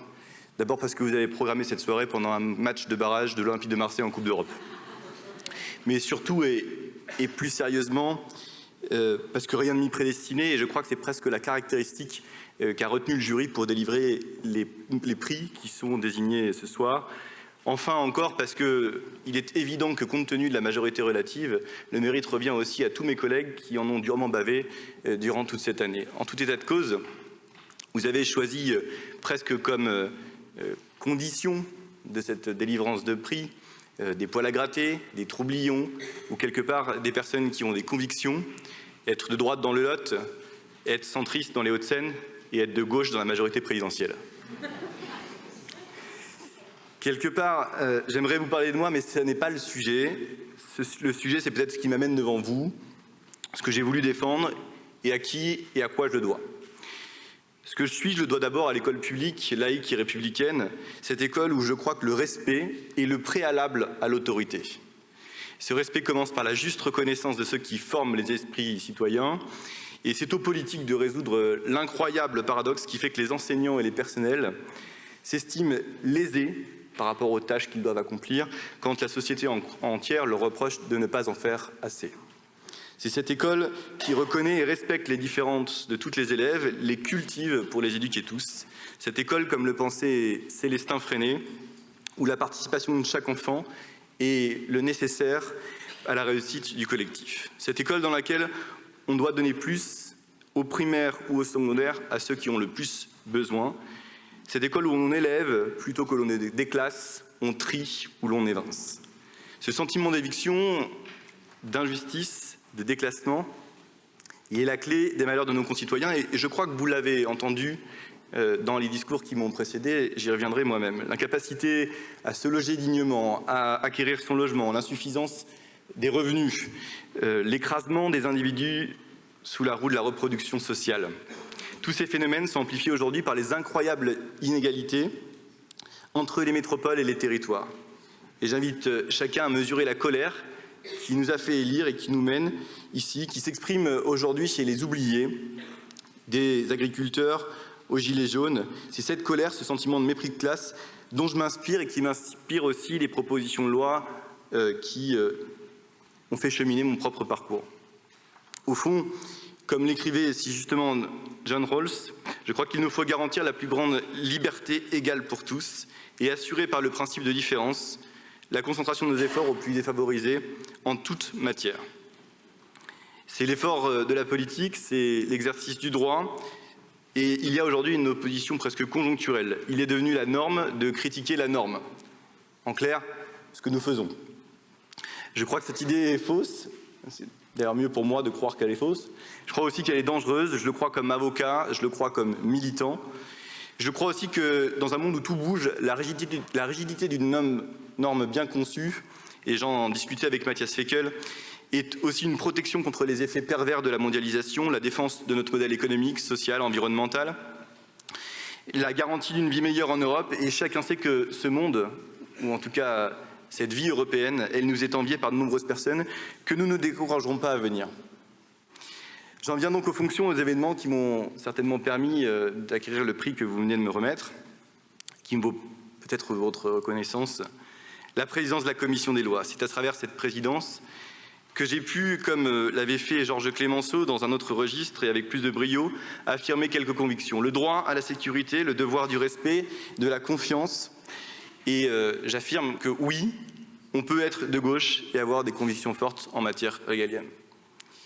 La conviction d'abord que rien ne se fait sans revaloriser les hommes et les femmes qui, dans leurs fonctions, policiers, magistrats, gendarmes ou greffiers, donnent tout à la République. L'affirmation aussi que, comme Beccaria l'écrivait, ce qui fonde l'efficacité de la réponse pénale, ce n'est certainement pas la sévérité de la peine, mais sa certitude. La volonté que parler fortement, clairement, mais avec le sens de la mesure, ça c'est pour mon côté centriste, le respect des règles fondamentales ne nuit pas. La certitude enfin que les hommes doivent être jugés pour ce qu'ils sont et pas pour ce qu'ils font et pas pour ce qu'ils sont, lapsus, qu'incarné quasiment dans une maxime que j'ai défendue pendant de nombreux mois, régulariser les travailleurs et expulser les délinquants en matière d'immigration. D'ailleurs, la menace de l'étranger n'est pas toujours celle qu'on croit, et j'aurai l'occasion de le démontrer prochainement avec ma nouvelle proposition sur les ingérences étrangères. Des ingérences qui sont souvent utilement relayées par ceux qui se disent patriotes, mais qui ne sont au fond que des nationalistes.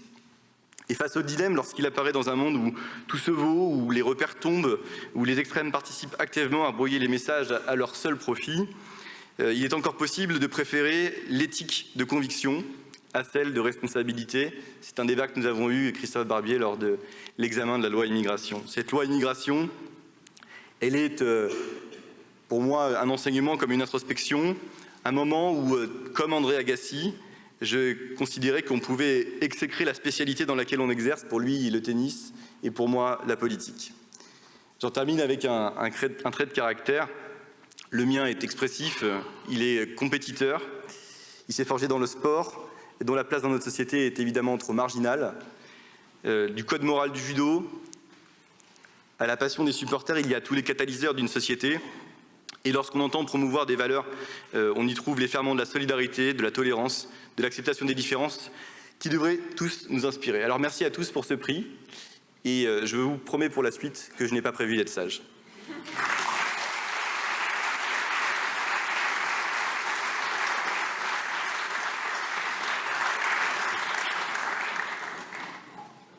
Entre la date traditionnelle de nos délibérations, généralement le début du mois de décembre, et celle de la remise des prix, habituellement la mi-février, le destin avance. Et l'actualité politique ouvre parfois des trappes sous les pieds des acteurs de la démocratie, mais parfois aussi elle envoie des fusées dans l'espace.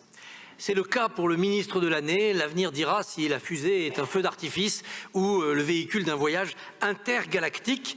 Pour le prix du ministre de l'année, c'est Bertrand Delay pour la chaîne parlementaire Assemblée nationale qui est ici chez lui, qui va monter sur la tribune. Merci.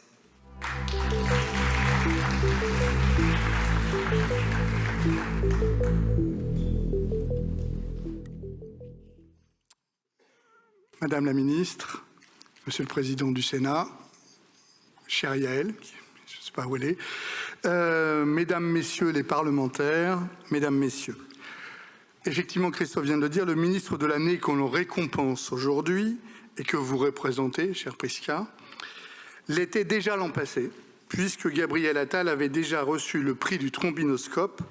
Et en ces temps de zapping accéléré, cela mérite d'être souligné sans que l'on sache. Il faut ici saluer sa constance de ministre, avant d'être le premier d'entre eux, ou celle du jury, ou les deux à la fois. Incarnation moderne du CID, il s'inscrit dans la réalité que la valeur n'attend point le nombre des années. Aujourd'hui, à la remise de ce prix pour la seconde fois, il illustre de nouveau les mots de Corneille et montre qu'à vaincre sans péril, on triomphe sans gloire. Je ne doute pas que ce soit ce que les Français voient en lui, un combattant. Dès son premier engagement politique, à l'âge de 15 ans, il ne cesse de combattre pour démontrer que sa jeunesse n'est pas un obstacle à sa réussite, mais une opportunité d'innover et de transformer le monde. Sans doute faut-il y voir dans cette conviction l'une des raisons pour lesquelles beaucoup ont fait le parallèle avec le président de la République. Pourtant, il existe une vraie différence entre le Premier ministre et le président de la République. Gabriel Attal a déjà un parcours plus classique, ancré sur le terrain. D'abord comme conseiller municipal d'opposition à 2014 à Vanves. Il a, à cette occasion, découvert alors l'étendue de la galaxie d'André Santini, qui avait, au-delà de sa bonne ville d'Issy-les-Moulineaux, envoyé son ancien assistant parlementaire à l'assaut de Vanves, ville voisine. Il ne lui faudra pas longtemps, 3 ans, pour venir défier le patriarche Santini sur ses terres en 2017, lors des élections législatives qu'il remporte brillamment avec plus de 60% des voix. André Santini n'a jamais été l'adversaire direct de Gabriel Attal.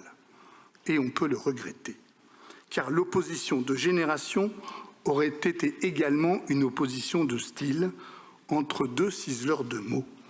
Les citations d'André Santini ont longtemps nourri la page 2 du Canard enchaîné, inspiré le théâtre des deux ânes, tandis que le punchline de Gabriel Attal font, elles, le bonheur des tweetos et des télés.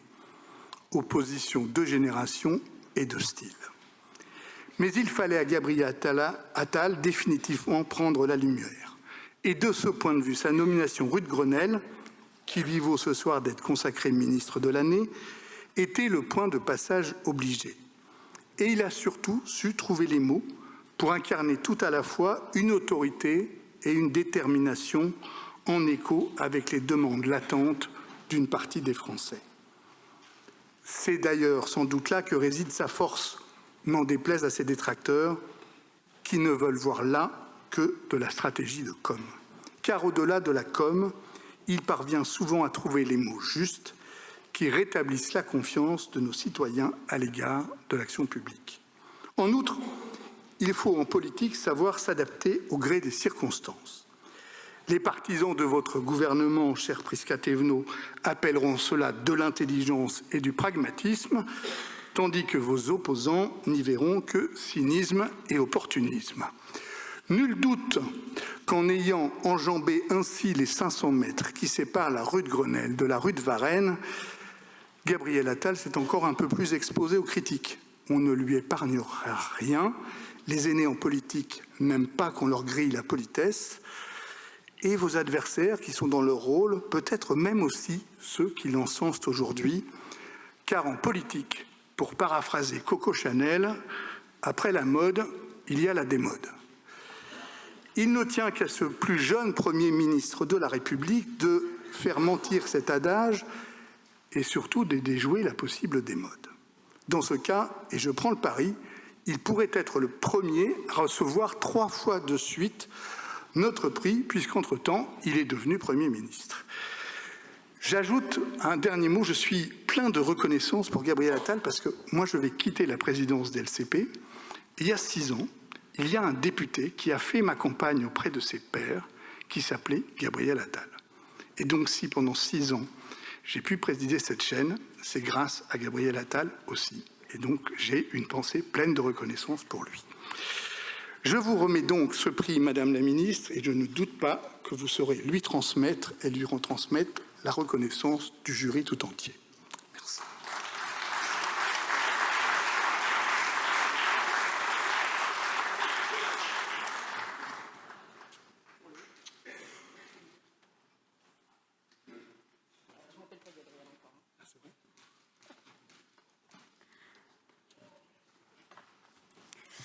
Merci beaucoup pour lui. Madame la Présidente de l'Assemblée nationale, chère Yael, Monsieur le Président du Sénat, cher Gérard, Monsieur l'ambassadeur de Pologne, Monsieur le Sénateur, Mesdames et Messieurs les députés élus, mes chers amis. Ça ne vous aura pas échappé, non, je ne suis pas Gabriel Attal. J'ai essayé, mais je n'y suis pas arrivée. Et Dieu sait que j'essaie vraiment durement et vaillamment. J'ai pris son bureau à l'Éducation nationale en tant que secrétaire d'État. Je prends son bureau en tant que porte-parole, mais non, je n'y arriverai pas.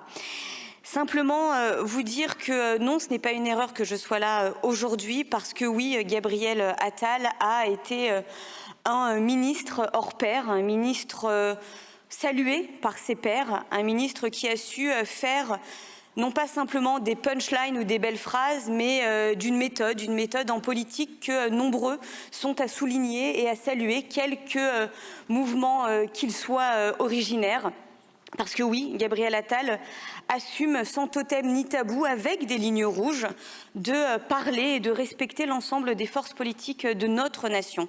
Et je pense que dans les temps qui sont les nôtres en France, nous devons être capables plus que jamais de dire les choses clairement, calmement, sereinement, mais avec détermination. Parce que les grandes puissances qui sont les nôtres, les grandes puissances mondiales qui sont les nôtres nous l'imposent, mais également les grandes fractures qui traversent notre pays nous l'imposent. Et donc, aussi bien qu'en tant que porte-parole, qu'en tant que ministre du budget, qu'en tant que ministre de l'Éducation nationale, il a su dire les choses avec fermeté, assurance et permettre de faire avancer un certain nombre d'enjeux sur la laïcité, sur le choc des savoirs, mais également sur cette capacité à dire que par moment, nous avons besoin de ralentir. Oui, un jeune homme de son âge peut ralentir pour prendre le temps d'écouter ses pairs, d'écouter les élus locaux, d'écouter ces femmes et ces hommes d'expérience qui ont été là avant lui et qui pourront aussi lui montrer le chemin avant lui pour apprendre non pas à co-construire, mais à construire simplement.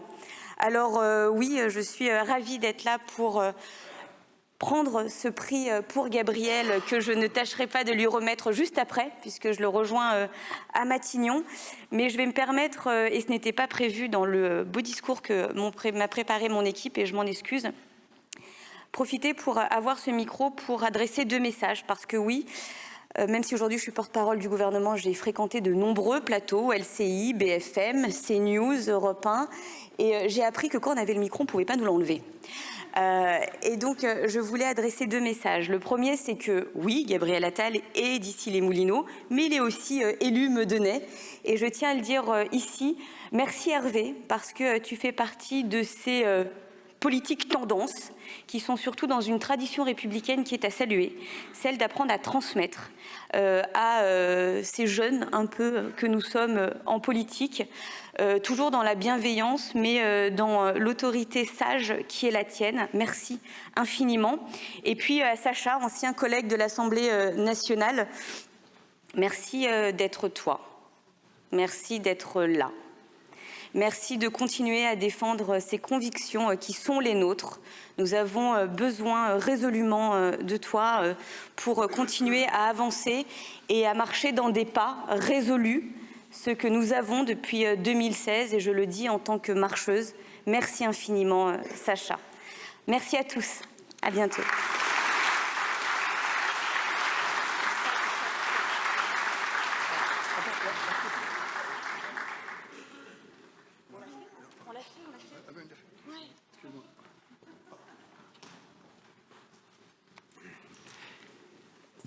Je vais demander à Monsieur Alain Di Crescenzo, président de CCI France, de me rejoindre, puisque le réseau des CCI est partenaire de ce prix de la personnalité politique de l'année pour le trombinoscope. Merci, Monsieur le Président. Madame la Présidente Yaël Braun-Pivet, Monsieur le Président Gérard Larcher, Mesdames et Messieurs, 2 présidents pour un seul prix. Ce n'est pas un ex-aequo, c'est un duo que nous honorons ici, une addition miraculeuse qui se fit multiplication des pieds le dimanche 12 novembre 2023. 1 + 1 = 105 000, telle fut l'arithmétique de la manifestation que vous avez conjointement organisée en quelques jours afin que la nation se dresse contre l'antisémitisme. 105 000 personnes seulement, selon la police, qui pratiquent visiblement le décompte du dimanche comme d'autres font de la peinture du même nom. Soit les boulevards parisiens ont rétréci ce jour-là, soit une partie du pouvoir ne souhaitait pas que le succès fût trop éclatant. Qu'importe, nous étions assez nombreux pour que le sursaut apparût comme un réconfort. 2 présidents pour un seul et même pas. 2e, 3e ou 4e personnage de l'État selon le protocole, cela ne signifiait plus rien. Vous étiez ce jour-là les 2 premiers citoyens de la nation. La vie politique française déborde de duels, elle est avare de duos. Le vôtre était ce jour-là tellement soudé que même la Première ministre, qui aurait bien voulu se glisser entre vous deux dans le cortège, n'a pu vous séparer. Cette aventure n'alla pas sans polémique. En effet, elle aurait pu être gâchée par ceux-là qui, curieusement, s'imposent aux hommages funèbres, mais se font porter pâle quand il s'agit de se rassembler contre l'antisémitisme. Car il y eut une vague antisémite en France, et non un bloc unanime de solidarité autour de la communauté juive après la tragédie du 7 octobre. Mais grâce à vous, il y eut une digue pour arrêter cette vague, une digue humaine et civique. La vague reflue, paraît-il, elle reviendra. Il y aura d'autres digues à ériger. 2 présidents pour un seul cortège, et pourtant il en manquait un 3e ce jour-là, celui de la République, dont le mot d'excuse ne parvint pas et ne parvient toujours pas à expliquer l'absence. Et maintenant, 2 présidents pour un seul avenir présidentiel ? Dans vos camps respectifs, vous êtes présidente et président, naturellement présidentiables. Ou alors il y a une autre perspective, il reste une place qualificative pour le 200 barreur en aviron aux Jeux Olympiques de Paris, vous ramez tous les 2 dans le même sens, inscrivez-vous. Pour l'instant, vous faites fonctionner en bonne entente le Parlement, qui connaît assez de tumulte en ses travées pour n'avoir pas besoin de discorde à son sommet. Je pourrais vous dire ma préférence pour le monocamérisme, mais je me fâcherai avec l'un d'entre vous. Je pourrais vous dire mon rejet de la proportionnelle, mais je me brouillerai peut-être avec l'autre. Alors, ajournons les débats sur la 6e République et félicitons-nous de la vigueur de la 5e. Dans 4 ans, elle deviendra la plus longue République de notre histoire et votre initiative du 12 novembre fut pour elle une précieuse cure de jouvence. 2 présidents, enfin, pour un seul département, les Yvelines. C'est un poète, Jehan Desper, qui suggéra ce nouveau nom pour l'ancienne Seine-et-Oise. Desper écrivit aussi ceci. « J'ai des rues plein les yeux, des rues plein la mémoire, découpées par les dieux dans un pan de leur gloire. » Grâce à vous, madame, grâce à vous, monsieur, nous avons dans les yeux et garderons dans la mémoire des rues découpées dans un pan de la gloire de la République le 12 novembre. Nous vous en remercions par ce titre de personnalité politique du trombinoscope pour l'année 2023.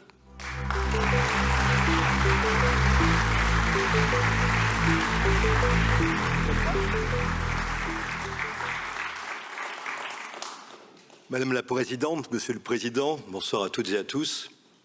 Quand on m'a appelé, après vos délibérations, et qu'on m'a dit que j'allais remettre le prix de la personnalité politique de l'année, non pas à une personnalité, mais à 2 personnalités, je me suis dit, Alain, tu as vraiment de la chance. Alors effectivement, j'ai de la chance parce que nous célébrons ce soir 2 personnalités à la fois très différentes et très complémentaires. Donc 2 personnalités qui, par leur fonction et action, incarnent et sont garants de notre belle République à laquelle nous sommes tous très attachés.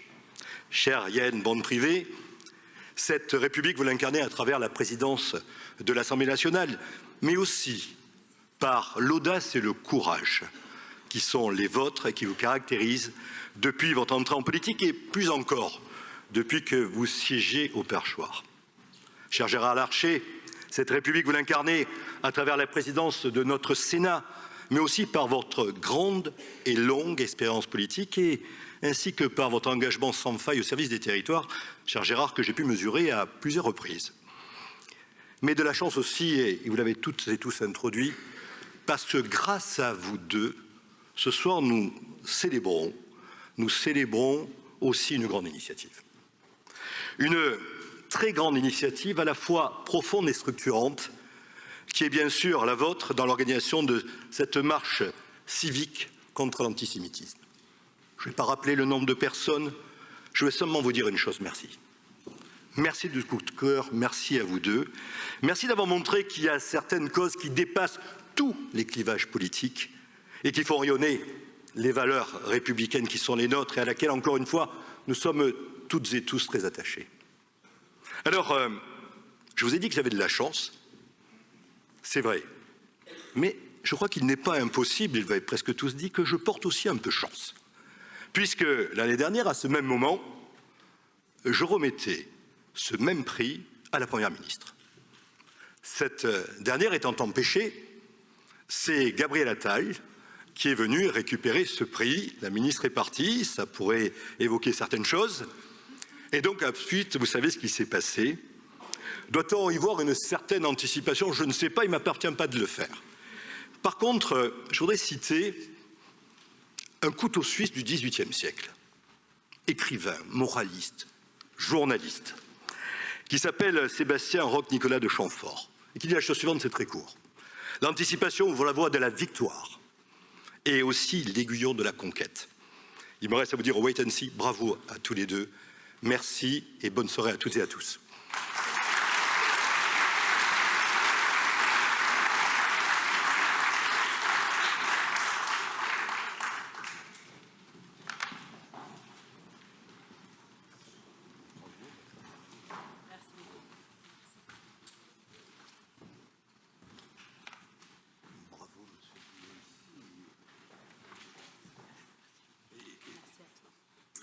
C'est ma coloriage.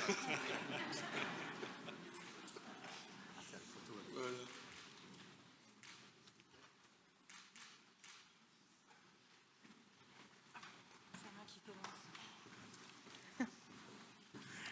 On s'est mis d'accord, c'est moi qui commence. Le discours premier, on ne sera pas très long, quoique. On était réunis ici même, à l'hôtel de l'Assé, le lundi précédant la marche, parce que depuis que je suis présidente de l'Assemblée nationale, avec le président du Sénat, nous avons décidé d'avoir des relations étroites, constructives, dans l'intérêt de nos institutions, mais surtout dans l'intérêt des Français. Et nous avons commencé cet échange par dire notre inquiétude, par la partager après les horreurs du 7 octobre et après cette montée de l'antisémitisme brutal que nous avons vécu en France et qui nous a tous glacés. Et nous nous sommes dit, non pas que pouvons-nous faire, mais que nous avions le devoir de faire. Le devoir de faire parce que nous étions présidents des assemblées. Le devoir d'agir parce que nous voyions à ce moment-là, lorsque nous en discutions, que personne n'arrivait à rassembler et que tous les appels qui étaient lancés faisaient pchit. Et nous nous sommes dit, il est de notre devoir d'agir. Et cet appel a marché. Cet appel que nous avons conclu en disant un mot de Clémenceau, la France ne serait pas la France si elle ne nous entendait pas. Eh bien, je peux vous dire que quand nous avons marché le 12 novembre, nous avons été comblés. La France était la France. La France nous avait entendus. Les Français étaient dans les rues. Les Français étaient à nos côtés pour marcher pour la République et contre l'antisémitisme. Et je peux vous dire que le matin même, nous n'en menions pas large avec Gérard, parce que nous ne savions pas si vous alliez répondre présent. Et je peux vous dire que quand nous sommes rentrés chez nous le soir et que nous avons vu les images, vos images, je ne sais pas ce que ça t'a fait, mais moi j'ai pleuré. J'ai pleuré parce que il n'y a rien de plus émouvant lorsque vous êtes une femme, mais une femme politique, de constater que vous avez une capacité à mobiliser, que vous avez non seulement une voix, que vous avez gagnée par le suffrage et par votre action politique, par votre audace, que vous avez une voix, mais que cette voix, elle porte, que cette voix, elle est entendue. Et c'est une indicible émotion de se rendre compte de cela. Alors après, parce qu'avoir une voix, se rendre compte qu'elle est entendue, ça ne doit certainement pas s'arrêter un 12 novembre sur les pavés de Paris. Et c'est vrai que ce jour-là, peut-être plus que jamais, mais dans la stricte continuité de mon action politique, j'ai été convaincue que les Français avaient besoin de plus de Parlement, de plus d'Assemblée nationale et de plus de Sénat, que notre démocratie était en souffrance et que notre démocratie avait besoin de ses représentants, mais qu'elle avait besoin de ses représentants agissants, de ses représentants proposants, de ces représentants qui se dépassent et qui, je crois, réussissent à répondre aux aspirations profondes de nos concitoyens, aux aspirations profondes de notre République. Et donc, j'ai maintenant, plus que jamais, la conviction que le Parlement doit reprendre pleinement sa place, que les pouvoirs doivent être profondément rééquilibrés et que nous avons du chemin à parcourir, mais que vous pourrez compter sur moi parce que cette voix acquise, elle ne se taira pas. Je vous remercie.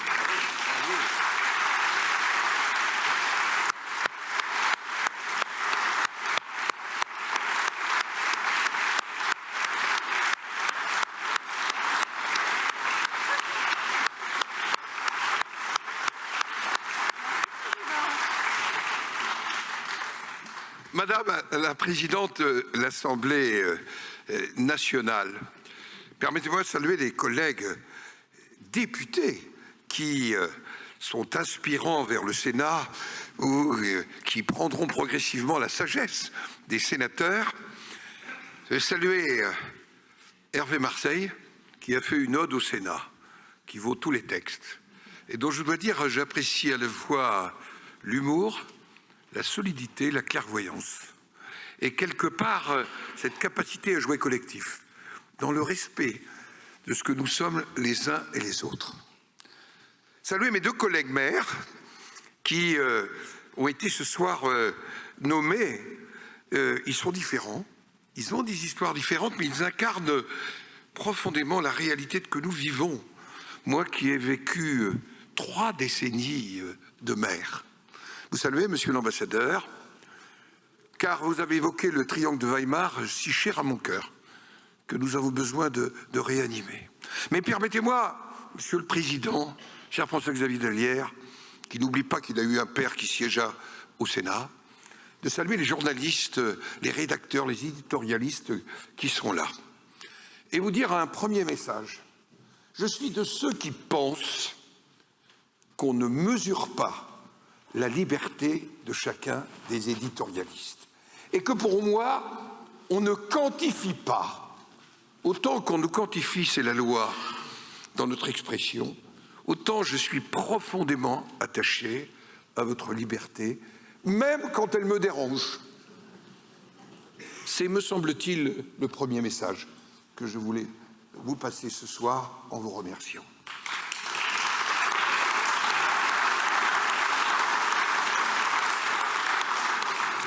Cher Christophe Barbier, vous n'avez pas toujours aimé le Sénat. à tout pécheur, miséricorde. Mais vous avez qualifié un duo ce soir. C'est vrai que nous formons un duo, mais qui a réussi une symphonie. Et une symphonie pour la République. C'est, je crois, ce que nous avons fait le 12 novembre ensemble, avec des dizaines et des dizaines de milliers, à Paris, mais aussi en province, qui se sont dressés ce jour-là à notre appel. Yael a expliqué comment ça a été né, à partir d'une réunion de travail, de la montée d'un escalier, où elle me disait ce qu'elle recevait comme message. Et je lui dis, mais c'est insupportable.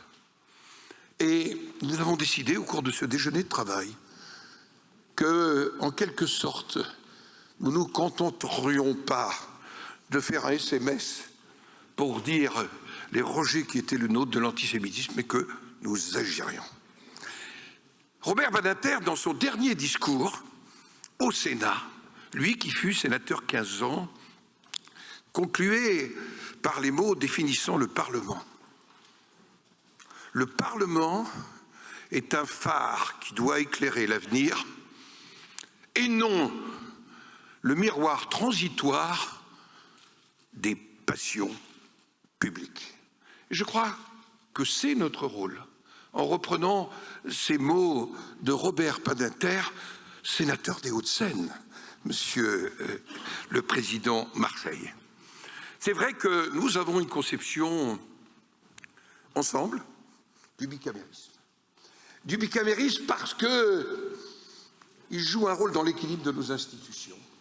Nous sommes différents, nous ne sommes pas toujours du même avis, mais nous pensons que ce balancier stabilisateur des institutions qu'est le Sénat, comme le lieu des pulsions qu'est l'Assemblée nationale, eh bien tout ça peut former une symphonie pour la République.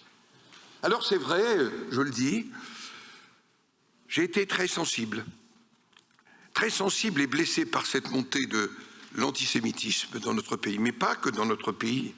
Vous le savez bien, Monsieur l'ambassadeur, dans un certain nombre d'autres pays.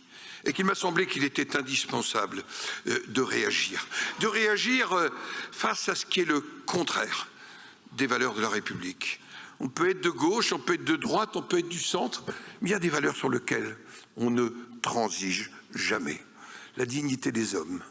La mémoire aussi de ce qu'ont vécu nos compatriotes de confession juive.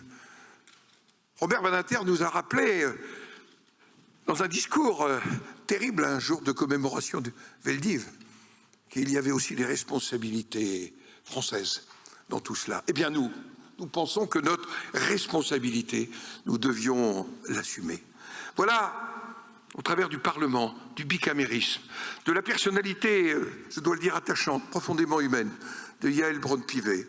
Voilà, au travers de notre responsabilité, et moi j'ai envie de dédier ce prix, en vous en remerciant, aux plus de 180 000 qui nous ont accompagnés avec leurs pieds, à Paris, en province, et au fond à tous ceux qui nous ont fait des messages tout simplement pour la dignité des hommes.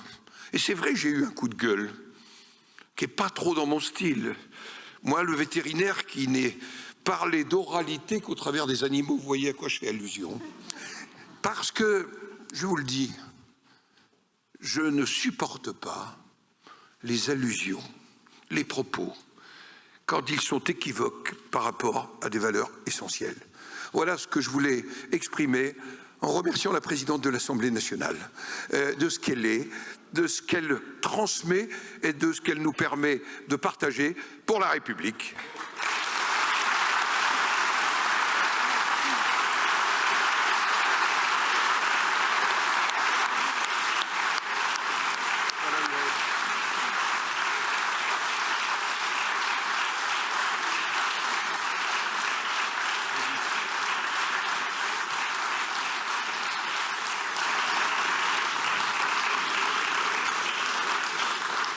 Cette 32e cérémonie de haut niveau avec que de beaux discours se termine.